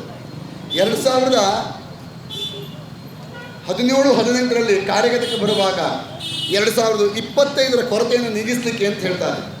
2023ರಲ್ಲಿ ಅನುಮೋದನೆ ಪಡ್ಕೊಳ್ಳುವಾಗ ಅವರು ಸ್ಪಷ್ಟವಾಗಿ ಲಿಖಿತವಾಗಿ ಕೊಟ್ಟಿದ್ದಾರೆ, 2032ನೇ ಇಸ್ವಿಗೆ ಕರೆಂಟು ಪೂರೈಕೆಗೆ ಬೇಕಾಗ್ತದೆ ಅನ್ನುವ ದೃಷ್ಟಿಯಿಂದ ಈಗ ನಾವು ಮಾಡ್ತಾ ಇದ್ದೇವೆ ಅಂತೇಳಿ. ಅಂದರೆ ಮುಂದೆ ಅವರಿಗೆ ಕರೆಂಟ್ ಬೇಕು ಅಂತೇಳಿ 2000 ಮೆಗಾವ್ಯಾಟನ್ನು ಮಾಡಲಿಕ್ಕೆ ಸಿದ್ಧವಾಗಿದ್ದಾರೆ. ಹಾಗಿದ್ರೆ 2002ನೇ ಇಸ್ವಿಯಿಂದ ಇಲ್ಲಿವರೆಗೂ ಸಹ 2000 ಮೆಗಾವ್ಯಾಟೇ ಬೇಕಾಗಿದೆಯಾ? ಎಷ್ಟು? ಒಂದು ದಿನಕ್ಕೆ ನಮ್ಮ ರಾಜ್ಯದಲ್ಲಿ 10,000 ಸೈಟ್ ಲೇಔಟ್ ಸೈಟ್ ಆಗ್ತದೆ. ಒಂದೊಂದು ಮನೆ 30 ಇದು ಒಂದು ದಿವಸಕ್ಕೆ 10,000 ಸೈಟ್ ಆಗ್ತಾ ಇದೆ. ಇಡೀ ರಾಜ್ಯದ ಹೇಳ್ತಾ ಇದ್ದೇನೆ ನಾನು. ಮನೆ ಒಂದು ವರ್ಷಕ್ಕೆ ಕನಿಷ್ಠ 30,000ಕ್ಕಿಂತ ಹೆಚ್ಚು ಮನೆ ನಿರ್ಮಾಣ ಆಗ್ತಾ ಇದೆ. ಅಂದರೆ ಇದಕ್ಕೆಲ್ಲ ಕರೆಂಟ್ ಬೇಕಲ್ಲ. ಅಂದರೆ 25 ವರ್ಷ ನೀವು ಕರೆಂಟನ್ನು ಕೊಟ್ಟಿದ್ದೀರಿ, ಎಲ್ಲವನ್ನು ಮಾಡಿದ್ದೀರಲ್ಲ. ಹಾಗಾದರೆ 2000 ನಿಮ್ಗೆ ಮೆಗಾವ್ಯಾಟ್ ಕೊರತೆ ಆಗಿಲ್ಲಲ್ಲ. ಕೊರತೆ ಎಲ್ಲಾಯಿತು ಕೊರತೆ? ನಿಮ್ಮ ಜೇಬಿಗೆ ಕೊರತೆ ಆಗಿದೆ ಅಷ್ಟೇ. ನಿಮ್ಮ ಜೇಬಿಗೆ ಕೊರತೆ ಆಗಿದೆ, ಇನ್ನೆಲ್ಲೂ ಕೊರತೆ ಆಗಿಲ್ಲ. ಹಾಗಿದ್ರೆ 2000 ಮೆಗಾವ್ಯಾಟು ಯಾರಿಗೆ ಕೊರತೆ? ಯೋಚನೆ ಮಾಡುವ. ಕರ್ನಾಟಕಕ್ಕೆ ಕೊರತೆನಾ? ಕರ್ನಾಟಕಕ್ಕೆ ಕೊರತೆ ಆಗಿದ್ದರೆ ಗೋವಾಕ್ಕೆ ಕರೆಂಟ್ ಯಾಕೆ ಕೊಡ್ತೀರಿ? ಗುಜರಾತಿಗೆ ಕರೆಂಟ್ ಯಾಕೆ ಕೊಡ್ತೀರಿ? ಒಡಿಸ್ಸಾಗೆ ಕರೆಂಟ್ ಕೊಡ್ತಾ ಇದ್ದೀರಿ, ಯಾಕೆ ಕೊಡ್ತೀರಿ? 4 ರಾಜ್ಯಗಳಿಗೆ ನಮ್ಮ ಕರ್ನಾಟಕದಿಂದ ಕರೆಂಟ್ ಕೊಡ್ತಾ ಇದ್ದೀರಿ. ಕರೆಂಟ್ ಕೊಡ್ತಾ ಇದ್ದೀರಲ್ಲದೆ ಮಹಾರಾಷ್ಟ್ರದಿಂದ ಎಂಥ ವಿಚಿತ್ರ ಅಂದರೆ ಕರೆಂಟನ್ನು ಕೊಡ್ತಾರೆ, 14,000 ಮೆಗಾವ್ಯಾಟನ್ನು ಪರ್ಚೇಸ್ ಮಾಡ್ತಾರೆ. ಕೊಡೋ ರೇಟು ಕಡಿಮೆ, ಪಡೆಯೋ ರೇಟು ಜಾಸ್ತಿ. ಅಲ್ಲಿ ಮಧ್ಯದಲ್ಲಿ ಎಷ್ಟು ಪರ್ಸೆಂಟೇಜ್ ಯಾರಿಗೆ ಹೋಗ್ತದೆ ಅನ್ನೋ ಗೊತ್ತಿಲ್ಲ. ಕೊಟ್ಟುಕೊಂಡುಕೊಳ್ಳುವ ವ್ಯವಹಾರದಲ್ಲಿ ಕುರುಡು ಕಾಂಚನ ಕೆಲಸ ಮಾಡ್ತಾ ಇದೆ. ಹಾಗಾಗಿ ಕರೆಂಟ್ ಕೊಡ್ಲಿಕ್ಕೆ ಅಲ್ಲಿ ಕೊಡ್ಲಿಕ್ಕೆ ಬೇಕೇ ವಿನಃ ನಮ್ಮ ಜನಸಾಮಾನ್ಯರಿಗೆ ಕರೆಂಟ್ ಕೊಡ್ಲಿಕ್ಕೆ ಬೇಕಾಗಿಲ್ಲ. ಇವತ್ತಿನ ಯಾವುದೇ ಪ್ರತಿನಿಧಿಗಳು ನೀವು ರೈತರು ಹೋಗಿ ನಮ್ಮ ಪಂಪ್ ಸೆಟ್ಟಿಗೆ ಕರೆಂಟ್ ಕೊಡಿ ಅಂತ ಕೇಳಿ, ಅವ್ರು ಏನು ಹೇಳ್ತಾರೆ ಗೊತ್ತಾ ನಿಮಗೆ? ನೀವೆಲ್ಲ ಹೋರಾಟ ಮಾಡಿದ್ದೀರಲ್ಲಪ್ಪ, ನಮಗೆ ನೀವು ಬೇಡ ಅಂತ ನೀವೇ ಹೇಳ್ತೀರಿ, ಕರೆಂಟ್ ಬೇಕು ಅಂತ ಹೇಳ್ತೀರಿ, ಯೋಜನೆ ಬೇಡ ಅಂತ ಹೇಳ್ತೀರಿ, ನಿಮ್ಮ ಮುಖದ ಮೇಲೆ ಹೊಡಿತಾರೋ ಇಲ್ವೋ? ಆದರೆ ಕರೆಂಟನ್ನು ಯಾಕೆ ಹೊರಗೆ ಕೊಡ್ತೀರಿ ಅಂತ ಕೇಳುವ ಧೈರ್ಯ ನಿಮ್ಮ ಯಾರಿಗೂ ಇಲ್ಲ. ನನ್ನಂಥವ್ರು ಕೇಳ್ತೇವೆ, ನಿಮ್ಮಂಥವ್ರು ಕೇಳಬೇಕು. ಹಾಗಾಗಿ ನಿಮಗೆ ಬಿಡಿಸಿ ಹೇಳ್ತಾ ಇದ್ದೇನೆ. ನಾನು ಅಲ್ಲಿಂದ ಇಲ್ಲಿ ಬಂದಿದ್ದು ಬರೀ ಮಾತಾಡಿ ಹೋಗ್ಲಿಕ್ಕಲ್ಲ, ನಿಮಗೆ ಗೊತ್ತಾಗಬೇಕು ಅಂತ ಹೇಳಿ ಹೋಗ್ಲಿಕ್ಕೆ ಬಂದಿದ್ದೆ. ನೀವು ಒಬ್ಬೊಬ್ಬರ ಧ್ವನಿ ಇದೆಯಲ್ಲ, ಕೇಳುವಾಗ ಆಗಬೇಕು ಸರ್ಕಾರವನ್ನು, ತಟ್ಟುವಾಗ ಆಗಬೇಕು ಸರ್ಕಾರವನ್ನು, ಮುಟ್ಟುವಾಗ ಆಗಬೇಕು ಸರ್ಕಾರವನ್ನು, ಎಚ್ಚೆತ್ತುಕೊಳ್ಳುವಾಗ ಆಗಬೇಕು ಸರ್ಕಾರವನ್ನು. ಮಾಡಿ ಅದೊಂದು ಕೆಲಸ ಕೇಳಿ. ಯಾಕೆ ಕೇಳೋಕ್ಕೆ ನಿಮಗೆ ಧೈರ್ಯ ಇಲ್ಲ? ಹಕ್ಕಿದೆ ನಿಮಗೆ, ಪ್ರಶ್ನೆ ಮಾಡಿ. ರೈತ ಸಂಘದವ್ರಿಗೆ ಮಾತ್ರ ಅಲ್ಲ, ಮತ್ತು ಪ್ರತಿಯೊಬ್ಬ ಪ್ರಜೆಯೂ ಹಕ್ಕಿದೆ, ಕೇಳಬೇಕು, ಕೇಳಿ. ಹಾಗಿದ್ರೆ ಕರ್ನಾಟಕಕ್ಕೆ ನಮಗೆ ಕೊರತೆ ಇಲ್ಲ. ಮೊನ್ನೆ ಅಷ್ಟೇ ವರದಿ ಮಾಡಿದ್ದಾರೆ, ಜೂನ್ ತಿಂಗಳವರೆಗೆ ಕರೆಂಟ್ ನಮಗೆ ಎಕ್ಸಸ್ ಇದೆ. ಹಾಗಾದರೆ ಜನರಿಗೆ ಇವತ್ತಿಗೂ ಸಹ ಜೋಗಾದಲ್ಲಿ ಡ್ಯಾಮ್ ಆದ ನಂತರ 64 ವರ್ಷಗಳ ನಂತರದಲ್ಲಿ ಇವತ್ತಿಗೂ ಸಹ ಕರೆಂಟನ್ನು ಕಾಣದ ಹಳ್ಳಿ ನಮ್ಮ ಊರಲ್ಲಿ ನಾನು ತೋರಿಸ್ತೇನೆ, ಬನ್ನಿ. ಇವತ್ತಿಗೂ ಕರೆಂಟ್ ಕಾಣಲಿಲ್ಲ. ಕರೆಂಟ್ ಹೇಳುವಂಥದ್ದು ಮರೀಚಿಕೆ ಆಗಿದೆ. ಅಲ್ಲಿ ಕರೆಂಟ್ ಕಾಣ್ತಾ ಇಲ್ಲ, ಬಂದು ಅಲ್ಲಿ ಕೊಡಿ, ಅದನ್ನು ಕೊಡ್ತಾ ಇಲ್ಲ. ನೀವು ಮಾರಾಟ ಮಾಡಲಿಕ್ಕೆ ಉಂಟು, ನಿಮ್ಮ ಹತ್ರ ಕೊಡಲಿಕ್ಕಿಲ್ಲ, ರೈತರಿಗೆ ಕೊಡಲಿಕ್ಕಿಲ್ಲ, ಬಡವರಿಗೆ ಕೊಡಲಿಕ್ಕಿಲ್ಲ ನಿಮ್ಮ ಕರೆಂಟ್. ರಾಜ್ಯ ಸರ್ಕಾರಕ್ಕೆ ಕೊರತೆ ಇಲ್ಲ ಅಂತ ಆಯ್ತಲ್ಲ, ಮಾರಾಟ ಮಾಡ್ತಾ ಇದ್ದೀರಿ. ಹಾಗಿದ್ರೆ ದೇಶಕ್ಕೆ ಕೊರತೆ ಇದೆಯಾ? ಮತ್ತೊಮ್ಮೆ ವಿಚಾರ ಮಾಡಬೇಕಲ್ಲ. 32 ದಶಲಕ್ಷ ಮೆಗಾವ್ಯಾಟನ್ನು ಉತ್ಪಾದನೆ ಮಾಡ್ತಕ್ಕಂಥ ನಮ್ಮ ದೇಶ ಕರೆಂಟನ್ನು ಎಲ್ಲಿ ಕೊಡ್ತಾ ಇದೆ? ಶ್ರೀಲಂಕಾಕ್ಕೆ ಕೊಡ್ತಾ ಇದೆ, ಆಸ್ಟ್ರೇಲಿಯಾ ಕೊಡ್ತಾ ಇದೆ, ದುಬೈ ಕೊಡ್ತಾ ಇದೆ. ಗೊತ್ತುಂಟಾ? ಹೇಳಿ, ಗೊತ್ತಿದೆಯಾ ನಿಮಗೆ? ಮಾಹಿತಿ ತಕ್ಕೊಳ್ಳಿ, ಮಾಹಿತಿ ಹಕ್ಕಿನಲ್ಲಿ ಹಾಕಿ, ಸಿಗುತ್ತೆ ನಿಮ್ಮ ದಾಖಲೆಗಳು. ಪ್ರತಿಯೊಬ್ಬರಿಗೆ ಗೊತ್ತಾಗಬೇಕು, ಪ್ರತಿಯೊಬ್ಬ ಪ್ರಜೆಗೆ ಗೊತ್ತಾಗಬೇಕು. ಹಾಗಿದ್ರೆ ದೇಶಕ್ಕೂ ಕರೆಂಟ್ ಕೊರತೆ ಇಲ್ಲ, ರಾಜ್ಯಕ್ಕೂ ಕರೆಂಟ್ ಕೊರತೆ ಇಲ್ಲ. ಯಾಕೆ ಬೇಕು ಇಂಥ ಶರಾವತಿ ಪಂಪ್ ಸ್ಟೋರೇಜ್ ಯೋಜನೆ? ಅವರು ಇದಕ್ಕೆ ಪರ್ಯಾಯವಾಗಿ 3 ದಿವಸದ ಹಿಂದಿನ ಪತ್ರಿಕೆಯ ಹೆಡ್ಡಿಂಗಲ್ಲಿ ಬಂತು ನೋಡಿ, ಏನು ಬಂತು? ಶರಾವತಿ ಪಂಪ್ ಸ್ಟೋರೇಜ್ ಯೋಜನೆಗೆ ಈಗಾಗಲೇ ಕೋರ್ಟ್ ತಡೆಯಾಜ್ಞೆ ಇದೆ, ತಾಂತ್ರಿಕ ತೊಂದರೆಗಳಿರೋದ್ರಿಂದ ವಾರಾಹಿ ಪಂಪ್ ಸ್ಟೋರೇಜ್ ಯೋಜನೆಯನ್ನು ಭೂಗತವಾಗಿ ಮಾಡಲಿಕ್ಕೆ ಅಲ್ಲಿ ಕಾರ್ಯೋನ್ಮುಖರಾಗಿ ಹೊರಡ್ತಾ ಇದ್ದಾರೆ. ಗೊತ್ತಿದೆಯಾ? ಅಂದರೆ ನಾವು ಇಲ್ಲಷ್ಟೇ ಬಿಸಿಲಲ್ಲಿ ಕೂತರಾಗೋದಿಲ್ಲ, ಅಲ್ಲೋ ಮತ್ತು ಬಿಸಿಲಲ್ಲಿ ಕೂತ್ಕೊಳ್ಬೇಕು. ನಾವೀಗ ನೀವು ಸಿದ್ಧರಿದ್ದೀರಲ್ಲ, ನೀವಿದ್ದೀರಲ್ಲ, ನಾನಂತೂ ಹೋಗ್ತೇನೆ, ನಾನು ಹೋಗ್ತೇನೆ. ಹೇಳ್ತೇವೆ, ನೀವೆಲ್ಲರೂ ಬರಬೇಕು, ಎಲ್ಲ ಸಂಘಟನೆ ಪ್ರಮುಖರು ಬರಬೇಕು. 38 ಯೋಜನೆಗಳು ಮಾರಕವಾಗಿರ್ತಕ್ಕಂಥದ್ದಾವೆ. ಅದನ್ನು ನಿಲ್ಲಿಸಲಿಕ್ಕೆ ನಾವೆಲ್ಲ ಒಂದಾಗಬೇಕು. ವಾರಾಹಿ ಪಂಪ್ ಸ್ಟೋರೇಜ್ ಯೋಜನೆ ಅವಶ್ಯಕತೆಗಳಿಲ್ಲ. ಅಲ್ಲಿ ಇನ್ನೊಂದು ಅವ್ರಿಗೆ ತೊಂದರೆ ಇದೆ. ಶರಾವತಿ ಪಂಪ್ ಸ್ಟೋರೇಜ್ ಯೋಜನೆ ಮಾಡಲಿಕ್ಕೆ ಶರಾವತಿ ಟೇಲ್ ರೇಸ್ ಯೋಜನೆ ಕೆಳಗಡೆ ಉಂಟು, ತಳಕಡೆ ಡ್ಯಾಮ್ ಮೇಲ್ಗಡೆ ಉಂಟು ಅವರಿಗೆ. ಆದರೆ ವಾರಾಹಿಯಲ್ಲಿ ಒಂದು ಅವ್ರಿಗೆ ತೊಂದರೆ ಏನಿದೆ ಅಂತಂದರೆ, ಅಲ್ಲಿ ಹೋಗುವ ನೀರಿನ ತಡೆಯಲಿಕ್ಕೆ ಇನ್ನೊಂದು ಡ್ಯಾಮ್ ಮಾಡಿಕೊಳ್ಬೇಕು. ಡ್ಯಾಮ್ ಮಾಡಿಕೊಂಡು ಆಮೇಲೆ ಪಂಪ್ ಸ್ಟೋರೇಜ್ಗೆ ಬರಬೇಕು. ಆದರೂ ಅದಕ್ಕೆ ಸಿದ್ಧರಾಗಿದ್ದಾರೆ. ಈಗಾಗಲೇ 20,000 ಕೋಟಿ ಬಜೆಟ್ಗೆ ಹೊರಟಿದ್ದಾರೆ ನೋಡಿ. ಅದರ DPR ಸಿದ್ಧ ಮಾಡಲಿಕ್ಕೆ ಈಗಾಗಲೇ ಚಿಂತನೆಗಳು ನಡೆದಿದ್ದಾವೆ. ಈ ಹಂತದಲ್ಲೇ ನಾವು ಮೆಟ್ಟಿ ನಿಲ್ಲಬೇಕಾದ ಕೆಲಸ ಇದೆ. ಕೇವಲ ಶರಾವತಿ ಪಂಪ್ ಸ್ಟೋರೇಜ್ ಯೋಜನೆ ಅಲ್ಲ, ವಾರಾಹಿ ಪಂಪ್ ಸ್ಟೋರೇಜು ಆಗಲಿಕ್ಕೆ ಬಿಡೋದಿಲ್ಲ. ಇದಕ್ಕೆ ನಾವು ಸಿದ್ಧರಾಗಬೇಕು. ಈ ಹೋರಾಟ ನಮ್ಮದು ನಿಲ್ಲೋದಿಲ್ಲ. ಈ ಹೋರಾಟ ಎಲ್ಲಿವರೆಗೆ ಅಂದರೆ, ಶಾಶ್ವತವಾಗಿ ನಮ್ಮ ಈ ಸಹ್ಯಾದ್ರಿ ಪರ್ವತವನ್ನು, ಈ ಪಶ್ಚಿಮ ಘಟ್ಟವನ್ನು ರಕ್ಷಣೆ ಮಾಡುವ ಪಣ ಸರ್ಕಾರ ತೊಡಬೇಕು. ನಾವು ನೀವಲ್ಲ, ಸರ್ಕಾರ ತೊಡಬೇಕು. ಅಲ್ಲಿವರೆಗೆ ನಾವು ಹೋರಾಟವನ್ನು ಬಿಡುವ ಹಾಗಿಲ್ಲ. ಇದು ವಿಶ್ವ ಪಾರಂಪರಿಕ ತಾಣ, ಇದು ವರ್ಲ್ಡ್ ಹೆರಿಟೇಜ್ ಪ್ಲೇಸ್ ಅಂತ ಹೇಳಿ ಯುನೆಸ್ಕೋದವರು ಗುರುತು ಮಾಡಿದ್ದಾರೆ. ಜೊತೆಗೆ ಯುನೆಸ್ಕೋಗೆ ನಾವು ಸಹ ಲೆಟರ್ ಬರೆದಿದ್ವಿ, ಅದಕ್ಕೆ ಪ್ರತ್ಯುತ್ತರ ಸಹ ಬಂದಿದೆ. ರವೀಂದ್ರ ನಾಯಕರು ಸಹ ಲೆಟರ್ ಬರೆದಿದ್ದಾರೆ, ಅದಕ್ಕೂ ಸಹ ಪ್ರತ್ಯುತ್ತರ ಬಂದಿದೆ. 10 ವರ್ಷದಲ್ಲಿ, ಈ 10 ವರ್ಷದಲ್ಲಿ $12.11 ಬಿಲಿಯನ್ ಇಲ್ಲಿ ಯುನೆಸ್ಕೋದವರು ವಿನಿಯೋಗ ಮಾಡಿದ್ದಾರೆ. ಯಾಕೆ ಮಾಡಿದ್ದಾರೆ? ಸರಾಸರಿ 10,000 ಕೋಟಿ, ಅಂದರೆ 12,000 ಕೋಟಿ ವರ್ಷಕ್ಕೆ 1,200 ಕೋಟಿ ಸರಾಸರಿಯಾಗಿ ಅವರು ಇಲ್ಲಿ ವಿನಿಯೋಗ ಮಾಡಿದ್ದಾರೆ. ಇಲ್ಲಿಯ ಪಶ್ಚಿಮ ಘಟ್ಟ ರಕ್ಷಣೆ ಆದರೆ ನಮ್ಮ ಪಾಶ್ಚಿಮಾತ್ಯ ದೇಶಗಳು ಉಳಿತವೆ ಅನ್ನೋ ಯುನೆಸ್ಕೋ ದೇಶಗಳು ಸೇರಿ ಮಾಡಿದಂಥ ವಿನಿಯೋಗ ಇದು.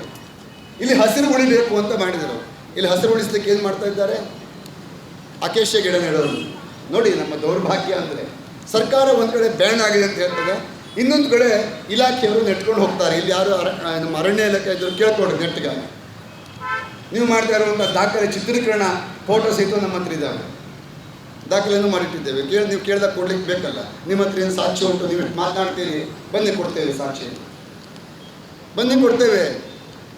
ಇವತ್ತು ಕಾಡಿನಿಂದ ನಾಡಿಗೆ, ನಿಮ್ಮ ಶಿವಮೊಗ್ಗದಲ್ಲೂ ಬಂತು, ಟಿ ವಿಲಿ ಬಂದಿದೆ, ಪತ್ರಿಕೆಯಲ್ಲಿ ಬಂದಿದೆ, ಚಿರತೆ ಬಂತು, ಚಿರತೆ ದಾಳಿ ಆಯಿತು, ಕರಡಿ ಬಂತು, ಸಿಂಹ ಬಂತು, ಹುಲಿ ಬಂತು, ಆನೆ ಬಂತು. ಯಾಕೆ ಬಂತು ರೀ? ಇಷ್ಟು ವರ್ಷ ಬರದೇ ಇರುವಂಥದ್ದು ಈಗ ಯಾಕೆ ಬಂತು? ನೀವು ಕಾಡನ್ನೇ ತೆಗೆದರೆ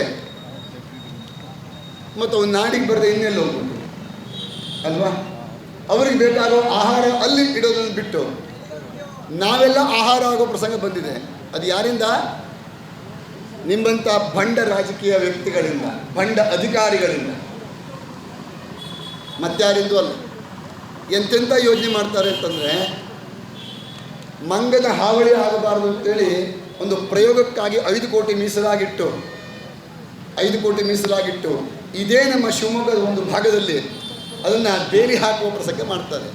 ಇವು ಎಷ್ಟು ಮೂರ್ಖರಿದ್ದಾರೆ ಅಂತಂದರೆ, ಅದನ್ನು 20 ಮೀಟರ್ ಬೇಲಿಯನ್ನು ಹಾಕ್ತಾರೆ. ಒಂದು 5 ಕೋಟಿ ಬಜೆಟ್ ಖರ್ಚು ಮಾಡಿ ಒಂದು 5 ಎಕರೆ ಜಾಗ ರಕ್ಷಣೆ ಮಾಡಲಿಕ್ಕೆ. ನೋಡಿ, 5 ಎಕರೆ ಜಾಗ ರಕ್ಷಣೆ ಮಾಡಲಿಕ್ಕೆ ನೀವು ಆ ಬಜೆಟನ್ನು ಹಾಕಿ ನೀವು ಆ ಬೇಲಿಯನ್ನು ಹಾಕಿದರೆ ಮಂಗ ಸುಲಭವಾಗಿ ಹತ್ತಿ ಹಿಡಿತದೋ ಇಲ್ಲವೋ? ಮಂಗನ ಹಾವಳಿ ತಪ್ಪಿಸ್ಲಿಕ್ಕೆ ಮಾಡಿ. ಎಂಥ ಮೂರ್ಖತನ ಅಂತಂದರೆ, ನಿಮಗೆ ಜ್ಞಾನ ಇದೆ ಅಂತ ಹೇಳಬೇಕು, ಜ್ಞಾನ ಇಲ್ಲ ಅಂತ ಹೇಳಬೇಕು. ಅದರ ನಡಾವಳಿ ಮಾಡಿದಂಥ ಪ್ರಿಂಟಿಂಗ್ಸನ್ನು ನಿಮ್ಗೆ ಕೊಡ್ತೇನೆ, ನಿಮಗೆ ಮಾಹಿತಿ ಕತೆ ಕೊಡ್ತೇನೆ. ಯಾರೇ ಮಂತ್ರಿಗಳಿದ್ದು ಯಾರು ಉಪಮಂತ್ರಿಗಳು ಬೇಡ, ಆದರೆ ಇಂಥ ಯೋಜನೆ ತರ್ತೀವಿ. ಅದರ ಬದಲು 5 ಕೋಟಿಯನ್ನು ಒಂದು ಒಳ್ಳೆ ಮರಗಿಡಗಳನ್ನು, ಹಣ್ಣು ಹಂಪಲು ಬೆಳೆದಕ್ಕಂಥ ಮರಗಳನ್ನು ನೆಡ್ರಿ. ಆವಾಗ ಯಾವ ಪ್ರಾಣಿಯೂ ಬರೋದಿಲ್ಲ, ಸುಲಭ ಇದು. ಅದನ್ನು ಮಾಡಿಕೊಂಡು ಬೇಲಿ ಹಾಕ್ಲಿಕ್ಕೆ ಹೋಗ್ತೀರಿ, ಏನು ನಗಬೇಕೋ ಅಳಬೇಕೋ ಗೊತ್ತಾಗೋದಿಲ್ಲ. ನಿಮ್ಮನ್ನು ನೋಡಿ ಎಂಥ ದುಸ್ಥಿತಿ ನಮ್ಮದು, ಅಥವಾ ಎಂಥವ್ರ ಕೈಲಿ ನಾವು ಆಡಳಿತ ಕೂತ್ಕೊಂಡಿದ್ದೇವೆ. ನಾವು ನಗಪಡಲಿಕ್ಕೆ ಸಿಕ್ಕೊಳ್ತಾ ಇದ್ದೇವೆ. ನೀವಲ್ಲ, ನಿಮಗೆಲ್ಲ 3 ಬಿಟ್ಟವರು, ರಾಜಕೀಯದಲ್ಲಿದ್ದಾರಲ್ಲ 3 ಬಿಟ್ಟವರು. ಯಾಕೆ ಅಂತಂದರೆ ಅವರಿಗೆ ಇವತ್ತು ಈ ಪಕ್ಷ ಇರ್ತದೆ, ನಾಳೆ ಮತ್ತೊಂದು ಪಕ್ಷ ಇರ್ತದೆ. ಅಲ್ಲಿ ಯಾರು ಮಿತ್ರ ಅಲ್ಲ, ಶತ್ರು ಅಲ್ಲ, ಅಧಿಕಾರಕ್ಕಾಗಿ ಏನು ಬೇಕಾದರೂ ಮಾಡ್ತಾರೆ. ಇಲ್ಲಿದ್ದ ರಾಜಕೀಯದವರು ಬೇಸರ ಹಾಕ್ಬೋದು, ನಾನು ಹೇಳಿದ ಮಾತುಗಳು ಬೇಸರ ಮಾಡ್ಕೊಳ್ಬೇಕು. ನೀವು ಪ್ರಾಮಾಣಿಕವಾಗಿದ್ದರೆ ಆಗೋಯ್ತು ಅಷ್ಟೇ. ನೀವು ಮಾಡ್ಕೊಳ್ಳೋದು ಎದುರು ಆಯ್ತು ಇಲ್ಲಿದ್ದವರು ಅಷ್ಟೇ. ಇದು ಪರಿಸ್ಥಿತಿ ಇವತ್ತಿನ. ಖಂಡಿತವಾಗಿ ಹೇಳ್ತಾ ಇದ್ದೀನಿ, ಇಂತಹ ದುಸ್ಥಿತಿಯಲ್ಲಿ ನಾವಿದ್ದೇವೆ ಅಂತಂದರೆ ಇವ್ರು ತರ್ತಕ್ಕಂಥ ಒಂದೊಂದು ಯೋಜನೆ ಇದೆಯವಲ್ಲ, ಇದನ್ನು ಯಾರು ಸರ್ಕಾರದ ಅವಧೆಲ್ಲ ಆಯಿತು. ಹಾಗೆ ಸರ್ಕಾರ ಯಾರು? ನಾವೇ ಓಟ್ ಹಾಕಿ ಕಳಿಸಂತ ನೀವೇ ಅಲ್ವಾ ಸರ್ಕಾರ? ರಾಜ ಪ್ರತ್ಯಕ್ಷ ದೈವತ ಅಂಥೇಳಿ ನಂಬ್ಕೊಳ್ತೇವೆ ನಾವು. ನೀವು ಪ್ರತ್ಯಕ್ಷ ದೇವರು, ನೀವು ಕೈಗೊಂಡ ನಿರ್ಧಾರ ದೇವರ ನಿರ್ಧಾರ, ನಮ್ಮೆಲ್ಲರಿಗೂ ಹಿತವಾಗಿತ್ತು ಅಂತ ನಾವು ಭಾವಿಸ್ತೇವೆ. ನಿಮಗೆ ಹೋರಾಟ ಮಾಡೋಲ್ಲ ರಾಕ್ಷಸರ ಕಂಡಂಗೆ ಆಗ್ತದೆ, ನಿಮ್ಮ ಪ್ರಜೆಗಳ ಕಂಡಂಗೆ ಆಗೋದಿಲ್ಲ. ದೇವರಿಗೆ ಮತ್ತು ರಾಕ್ಷಸರಿಗೆ ಯುದ್ಧ ಆಗ್ತದಲ್ಲ, ನಮಗೆ ನಿಮಗೆ ಟಗಾಪರ್ ಯುದ್ಧ ಆಗ್ತಾನೆ ಇರ್ತದೆ. ನಮಗೆ ರಾಕ್ಷಸ ಮತ್ತು ದೇವರ ಯುದ್ಧ ಇದ್ದಾಗೆ. ಆದರೆ ಜನಸಾಮಾನ್ಯರು ಎಚ್ಚೆತ್ತುಕೊಂಡು ಈ ಬೆರಳಿಗೆ ಕೆಲಸ ಯಾವಾಗ ಕೊಡ್ತಾರೆ ನೋಡಿ, ಆವಾಗ ನಿಮ್ಮ ಸ್ಥಾನಮಾನ ನಿರ್ಧಾರ ಆಗ್ತದೆ. ಅರ್ಥ ಆಯ್ತಾ? ಓಟ್ ಹಾಕಬೇಕಾದ್ರೆ ಎಚ್ಚರ ಇರಿ ಅಂತ, ಓಟ್ ಹಾಕಬೇಕಾದ್ರೆ ಎಚ್ಚರ ಇರಿ ಅಂತ. ಈ ಬೆರಳಿಗೆ ಕೆಲಸ ಕೊಡಬೇಕಾದ್ರೆ ಎಚ್ಚರ ಇರಿ. ನೀವು ಮೈ ಮರ್ಕೊಳ್ಬೇಡಿ, ನಿಮ್ಮನ್ನು ಮಾರ್ಕೊಳ್ಬೇಡಿ. 4,000ಕ್ಕೆ 5,000ಕ್ಕೆ 10,000ಕ್ಕೆ 25,000 ಓಟಿಗೆ, ಒಂದೊಂದು ಓಟಿಗೆ ಬೆಲೆ ತರ್ತಾರೆ. ನಾಳೆ ಇಂಥದ್ದೇ ತರ್ತಾರೆ. ಯಾಕೆಂದರೆ ಅವ್ರು ತೆತ್ತದನ್ನು ಅವ್ರು ತೆಗಿಬೇಕಲ್ಲ. ಹಾಗಾಗಿ ಇಂಥ ಯೋಜನೆಗಳು ಬರ್ತವೆ. ಅಭಿವೃದ್ಧಿಗಾಗಿ ಬರೋ ಯೋಜನೆಗಳಲ್ಲ. ಅಭಿವೃದ್ಧಿಯೇ ಮಾಡಬೇಕು ಅಂತಿದ್ರೆ ನಮ್ಮ ದೇಶದಲ್ಲಿರ್ತಕ್ಕಂಥ ಗುಜರಾತನ್ನೇ ನೀವು ಮಾದರಿಯಾಗಿಟ್ಕೊಂಡು 2,000 ಮೆಗಾವಾಟ್ ಅಲ್ಲಿ 20,000 ಮೆಗಾವಾಟ್ ಮಾಡಿ. ನಮ್ಮ ಹೊನ್ನಾವರ ಒಂದು ಪ್ರದೇಶದಲ್ಲಿ ಬರೀ 2 ಸರ್ವೆ ನಂಬರ್ನಲ್ಲಿ, ಅದು ರಿಸರ್ವ್ ಫಾರೆಸ್ಟು, 3,686 ಎಕರೆ ಜಾಗ ಇದ್ದಾವೆ ಬರೀ 2 ಸರ್ವೆ ನಂಬರಿಗೆ. ಆ ಜಾಗವನ್ನು ಒಂದು ಮರ ಗಿಡಗಳಿಲ್ಲ, ಗುಡ್ಡ, ಒಂದು ಮರ ಗಿಡ ಇಲ್ಲ. ಅಲ್ಲಿ ನೀವು ಸೋಲಾರ್ ಪ್ಲಾಂಟ್ಸ್, ವಿಂಡ್ ಪ್ಲಾಂಟ್ಸ್ ಏನು ಬೇಕಾದ್ರೆ ಹಾಕಿ, ನೀವು 2,000 ಅಲ್ಲ 2 ಲಕ್ಷ ಮೆಗಾವ್ಯಾಟನ್ನು ಉತ್ಪಾದನೆ ಮಾಡ್ಬೋದು. ನೀವು ಶರಾವತಿ ಟೇಲರ್ಸನ್ನು 20 ವರ್ಷ ಬೇಕಾಗಿದೆ ಕಟ್ಟಲಿಕ್ಕೆ. 80ನೇ ಇಸ್ವಿಯಿಂದ 2000ನೇ ಇಸ್ವಿಯವರೆಗೆ ಕಟ್ಟು ಮುಗಿಸಲಿಕ್ಕೆ. 64 ಮೀಟ್ರ್ ಹೈಟಿನ 450 ಮೀಟ್ರ್ ಉದ್ದದ 2 ಗುಡ್ಡಕ್ಕೆ ಮೇಲೆ ಕಟ್ಟಿದಂಥದ್ದು, ಭೂಮಿ ಮೇಲೆ ಕಟ್ಟಿದಂಥ ಆ ಡ್ಯಾಮನ್ನು ಕಟ್ಟಲಿಕ್ಕೆ 20 ವರ್ಷ ಬೇಕಾಗಿದೆ. ಭೂಗತವಾಗಿ 7 ಕಿಲೋಮೀಟರ್ ವ್ಯಾಪ್ತಿಯ 130 ಫೂಟ್ ರೌಂಡ್ ಇರತಕ್ಕಂಥ ಸುರಂಗವನ್ನು 5 ವರ್ಷದಲ್ಲಿ ನೀವು ಮಾಡಿ ವಿದ್ಯುತ್ ಉತ್ಪಾದನೆ ಮಾಡದೆ ಹೇಳ್ತಕ್ಕಂಥ ನಿಮ್ಮ ಮೂರ್ಖತನವನ್ನು ನಾವ್ಯಾರೂ ಒಪ್ಪೋದಿಲ್ಲ. ಒಪ್ತೇವಾ? ಸಾಧ್ಯವೇ ಇಲ್ಲ. ನೀವು ಇವತ್ತು ಇದರ ಬಜೆಟನ್ನು 10,000ದಿಂದ 15,000 ತಗೊಂಡು ಹೋಗಿದ್ದೀರಿ. ಆದರೆ ಈಗ ನಿಮಗೆ ಹೇಳಿದ ಹಾಗೆ 1,20,000 ಹೆಕ್ಟೇರ್ ಜಾಗ ಅದು ಮುಂದಿನ ದಿನಗಳಲ್ಲಿ ಜನರಿಂದ ಕಸ್ಕೊಳ್ತಕ್ಕಂಥ ಪ್ರಸಂಗ ಆಯಿತು ಅಂತಾದರೆ ದೇವಸ್ಥಾನ, ಮಂದಿರ, ಮಸ್ಜಿದ್ ಆಗಿರಲಿ, ಮನೆ ಮಠಗಳಾಗಿರಲಿ, ಅಂಗಡಿ ಮುಂಗಟ್ಟುಗಳಾಗಿರಲಿ ಎಲ್ಲವೂ ಸಹ ನೀವು ನೋಡ್ಬೋದು. ಪ್ರತ್ಯಕ್ಷವಾಗಿ ಲೈನು ಹೈವೇ ಮಧ್ಯದಲ್ಲಿದ್ದಾರೆ ಜೀವನ ನಡೆಸ್ಕೊಂಡು. ನಿಮ್ಮೆಲ್ಲರ ಭವಿಷ್ಯ ಸರ್ವನಾಶ ಆಗ್ತದೆ, ಇದರಲ್ಲಿ ಯಾವ ಸಂದೇಹ ಇಲ್ಲ. ಅರ್ಥ ಆಯ್ತಾ? ಅದಕ್ಕೆ ನೀವು ತೆರಬೇಕಾಗಿರ್ತಕ್ಕಂಥ ಹಣ 80,000 ಕೋಟಿ ಇವತ್ತಿನ ಸರ್ಕಾರದ ಮೌಲ್ಯ. ನಾನು ಹೆಚ್ಚಿಗೆ ಹೇಳ್ತಾ ಇಲ್ಲ. 1,20,000 ಹೆಕ್ಟೇರ್ ಜಾಗಕ್ಕೆ ಸರ್ಕಾರಿ ಮೌಲ್ಯ. ಯಾಕೆಂದರೆ ಶಿವಮೊಗ್ಗದಲ್ಲಿ ಬಂದರೆ 1 ಎಕರೆಗೆ ಎಷ್ಟೋ ಕೋಟಿ ಬರ್ತದೆ, 300 ಕೋಟಿ ಲೆಕ್ಕ ಬರ್ತದೆ ಅಲ್ವಾ? ಹಳ್ಳಿಯಲ್ಲಿ ಹೋದರೆ ಅದು 30 ಲಕ್ಷಕ್ಕೂ 10 ಲಕ್ಷಕ್ಕೂ ಹೋಗ್ಬೋದು. ಇದೆಲ್ಲವನ್ನು ಸರಾಸರಿಯಾಗಿ ತೆಗೆದರೆ 1,20,000 ಹೆಕ್ಟೇರ್ ಜಾಗಕ್ಕೆ 80,000 ಕೋಟಿ. ಎಲ್ಲಿಗೆ ಹೋಯಿತು ನಿಮ್ಮ 2,000 ಮೆಗಾವ್ಯಾಟ್ ಪ್ರಾಜೆಕ್ಟಿನ ಹಣದ ದುಬ್ಬರ? 5 ವರ್ಷದಲ್ಲಿ ಮುಗಿಸ್ತೇವೆ ಹೇಳ್ತಕ್ಕಂಥದ್ದು ಹೇಗೆ 20 ವರ್ಷಕ್ಕಲ್ಲಿ ನಮ್ಮ ಗಿರ್ಸಪ್ಪದಲ್ಲಿ ಆಗಿದೆಯೋ, ಇಲ್ಲಿ ಎಷ್ಟು ವರ್ಷಕ್ಕಾಗತ್ತೋ ಗೊತ್ತಿಲ್ಲ ಅಲ್ವಾ? ಇದರ ಬಜೆಟು ಯಾವ ಮಟ್ಟಕ್ಕೆ ಹೋಗ್ತದೆ ಗೊತ್ತಿಲ್ಲ. ನಾವು ಸಾಲದ ಕೂಪದಲ್ಲಿ ನೀವೆಲ್ಲ ಬೀಳಲಿಕ್ಕಿದ್ದೇವೆ. ಇಂತಹ ಮಾರಕವಾಗಿರ್ತಕ್ಕಂಥ ಯೋಜನೆ ಯಾವುದೂ ಸಹ ನಮಗೆ ಬೇಡ ಅನ್ನುವ ನಿಲುವನ್ನು ಈ ಸಭೆಯಿಂದ ಈ ಪ್ರತಿಭಟನಾ ಸಭೆಯಿಂದ, ಅಹೋರಾತ್ರಿಯ ಧರಣಿಯ ಸಭೆಯಿಂದ ನಾವು ಘೋಷಣೆ ಮಾಡೋಣ, ಎಲ್ಲ ಇಂಥ ಯೋಜನೆಗಳನ್ನು ವಿರೋಧಿಸೋಣ ಅಂತ ಹೇಳ್ತಾ, ನಿಮ್ಮ ಹಸುವಿಗೆ ನಮ್ಮ ಜ್ಞಾನದ ಆಹಾರವನ್ನು ಉಣಿಸಿದ್ದೇವೆ. ಇನ್ನು ಹೊಟ್ಟೆಯ ಹಸುವಿಗೆ ಈಗಾಗಲೇ ಸಂಘಟಕರು ಊಟದ ವ್ಯವಸ್ಥೆ ಮಾಡಿದ್ದಾರೆ. ಆ ಎಲ್ಲ ಸಂತೃಪ್ತಿಯಿಂದ ಇಲ್ಲೇ ಮಲ್ಕೊಳ್ಳೋಣ. ನಾಳೆ ಬೆಳಗ್ಗೆವರೆಗೂ ಈ ಕಾರ್ಯಕ್ರಮ ಮುನ್ನಡೆಸೋಣ. ಸಂದರ್ಭ ಬಂದರೆ ನಿರಂತರ ಇಂಥ ಹೋರಾಟಕ್ಕೆ ಸಿದ್ಧರಾಗೋಣ ಅಂತ ಹೇಳ್ತಾ ನನ್ನ ಮಾತಿನಿಂದ ವಿರಮಿಸ್ತಾ ಇದ್ದೀನಿ. ಶುಭಂಭೂಯ.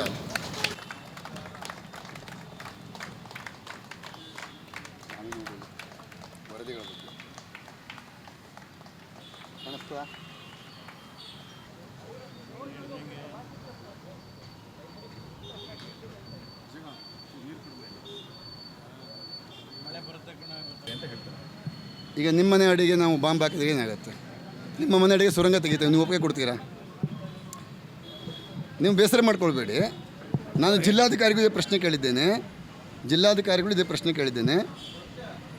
ನಮ್ಮ ಉತ್ತರ ಕನ್ನಡ ಜಿಲ್ಲೆಯ ಜಿಲ್ಲಾಧಿಕಾರಿಗಳ ಆವಾಸ ಸ್ಥಾನದ ಅಡಿಯಲ್ಲೇ ಸುರಂಗ ಮಾರ್ಗ ಹೋಗಿದೆ. ಅವ್ರಿಗೆ ಇದೇ ಪ್ರಶ್ನೆ ಕೇಳಿದ್ದೀನಿ, ನಿತ್ಯ ನಿಮ್ಮ ನಿರಂತರ ನಿದ್ರೆ ಬರುತ್ತಾ ಅಂಥೇಳಿ. ಅಲ್ಲಿ ನಿರಂತರವಾಗಿ ಜಿಂಕೆ, ಅನೇಕ ಪ್ರಾಣಿ ಪಕ್ಷಿಗಳು ಇದ್ದವು. ಇವತ್ತು ಅದನ್ನು ನೋಡ್ಲಿಕ್ಕೆ ಸಹ ಸಿಗ್ತಾ ಇಲ್ಲ. ಹಾಗಿದ್ರೆ ನಾವು ಮನುಷ್ಯರು, ನಮಗೆ ಬದುಕಲಿಕ್ಕೆ ನಮಗೆ ವ್ಯವಸ್ಥೆಗಳು ಬೇಕು. ನಮ್ಮ ಜೊತೆಯಲ್ಲಿ ನಮ್ಮನ್ನು ಬದುಕಿಸ್ತಕ್ಕಂಥ ಪ್ರಾಣಿ ಪಕ್ಷಿಗಳು ಬದುಕೋದು ಬೇಡವಾ? ಒಂದು ಗಮನದಲ್ಲಿರಲಿ, ಜೇನು ನೊಣ ಪರಾಗಸ್ಪರ್ಶವನ್ನು ಮಾಡದೆ ಇವತ್ತು ಯಾವುದೇ ರೀತಿಯ ಬೆಳೆ ಬೆಳೀಲಿಕ್ಕೆ ಸಾಧ್ಯ ಇಲ್ಲ. ಇದು ವೈಜ್ಞಾನಿಕವಾಗಿ ಪ್ರೂವ್ ಆದಂಥದ್ದು. ಹಾಗಿದ್ರೆ ಅಂತಹ ಜೇನು ಸಂತತಿಯೇ ಇಲ್ಲಿ ನಷ್ಟವಾಗಿ ಹೋಗ್ತಾ ಇದೆ. ಅದರ ಬಗ್ಗೆ ಯಾರು ಯೋಚನೆ ಮಾಡ್ತಾರೆ? ಶರಾವತಿ ಕೊಳ್ಳದಲ್ಲಿ ಇರತಕ್ಕಂಥ ಜೀವಜಂತುಗಳು, ಜೀವ ವೈವಿಧ್ಯತೆ ಬಗ್ಗೆ ನದಿಯಲ್ಲಿರ್ತಕ್ಕಂಥ 306ಕ್ಕಿಂತ ಹೆಚ್ಚಿನ ವೈವಿಧ್ಯತೆಗಳಿದ್ದಾವೆ ಅನ್ನೋದನ್ನು ಗುರುತಿಸಲ್ಪಟ್ಟಿದ್ದಾವೆ. ಅದರ ಬಗ್ಗೆ ಅಧ್ಯಯನ ಆಗಬೇಕು. ಅಧ್ಯಯನ ಮಾಡುವ ಮೊದಲೇ ಕೊಲೆ ಮಾಡಲಿಕ್ಕೆ ಹೊರಟಿದ್ದೀರಲ್ಲ, ಇದು ಯಾವ ನ್ಯಾಯ? ಯಾವ ಸಂವಿಧಾನ ನಿಮಗೆ ಹಕ್ಕನ್ನು ಕೊಟ್ಟಿದೆ? ಅದರ ಬಗ್ಗೆ ಸಂಶೋಧನೆ ನಡೀತಾ ಉಂಟು. ಸಂಶೋಧನೆ ಮಾಡುವ ಮೊದಲೇ, ನಾವು ಮಗು ಹುಟ್ಟುವ ಮೊದಲೇ ಭ್ರೂಣ ಹತ್ಯೆ ಮಾಡಿದಾಗ ಆಗ್ತಾಯಿದೆ. ಏನಿದೆ ಅಂತ ಗೊತ್ತಿಲ್ಲ. ಆಯಿತು, ಇರುವಂಥ ಪ್ರಾಣಿಗಳು ಸಿಂಗಳಿಕ ಮಂಗ ಸಂತತಿ 887 ಇರುವಂಥದ್ದು. ಅದನ್ನು ಅತಿ ಮುಖ್ಯವಾಗಿ ಇರತಕ್ಕಂಥ ಸ್ಥಳ ನಮ್ಮ ಗೇರ್ಸೊಪ್ಪನೆ, ಅಲ್ಲಿ 10 ಕಿಲೋಮೀಟರ್ ವ್ಯಾಪ್ತಿಯಲ್ಲಿ, ಅಲ್ಲೇ ಪಂಪ್ ಸ್ಟೋರೇಜ್ ಮಾಡ್ತಾಯಿದ್ದೀರಿ. ಅಲ್ಲಿ ನೀವು ಮಾಡ್ತಾ ಇರುವಂಥದ್ದು ಭೂಗತವಾಗಿ ಮಾಡ್ತಕ್ಕಂಥ ಕೆಲಸ. ನೀವು ಇದರಿಂದ ಹಾನಿ ಇಲ್ಲ ಅಂತ ಹೇಳ್ತೀರಿ, ಪ್ರಯೋಜನ ಏನೇನು ಅನ್ನೋದು ಹೇಳಬೇಕು. ಯಾಕೆಂದರೆ ನಾವು ಅಹವಾಲು ಸಭೆಯಲ್ಲಿ 52 ಪ್ರಶ್ನೆಯನ್ನು ಕೊಟ್ಟಿದ್ದೇವೆ. 52 ಪ್ರಶ್ನೆಯನ್ನು ಕೊಟ್ಟಿದ್ದೇವೆ. ಒಂದು ಪ್ರಶ್ನೆಗೂ ಸಹ ಇವತ್ತಿಗೆ ನಮಗೆ ಉತ್ತರ ಕೊಟ್ಟಿಲ್ಲ. ಅದಕ್ಕೆ ಉತ್ತರ ಕೊಡಿ. ಅದಕ್ಕೆ ಉತ್ತರ ಕೊಟ್ಕೊಂಡು KPC ಅವರು ನಮಗೆ ಮುಂದೆ ಮಾತನಾಡಬೇಕು. ಅವ್ರಿಗೆ ನೈತಿಕ ಬಲ ಇದ್ದರೆ ಆ 52 ಪ್ರಶ್ನೆಗಳಿಗೆ ಉತ್ತರ ಕೊಡಬೇಕು. ಸರ್ಕಾರ ಕೊಡ್ತದೋ ಅಥವಾ KPC ಕೊಡ್ತದೋ ಅಥವಾ ಈ ಯೋಜನೆಯನ್ನು ಪಡೆದಂಥ ಯಾವ ಸಂಸ್ಥೆ ಕೊಡ್ತದೋ, ನಮಗದು ಬೇಕು.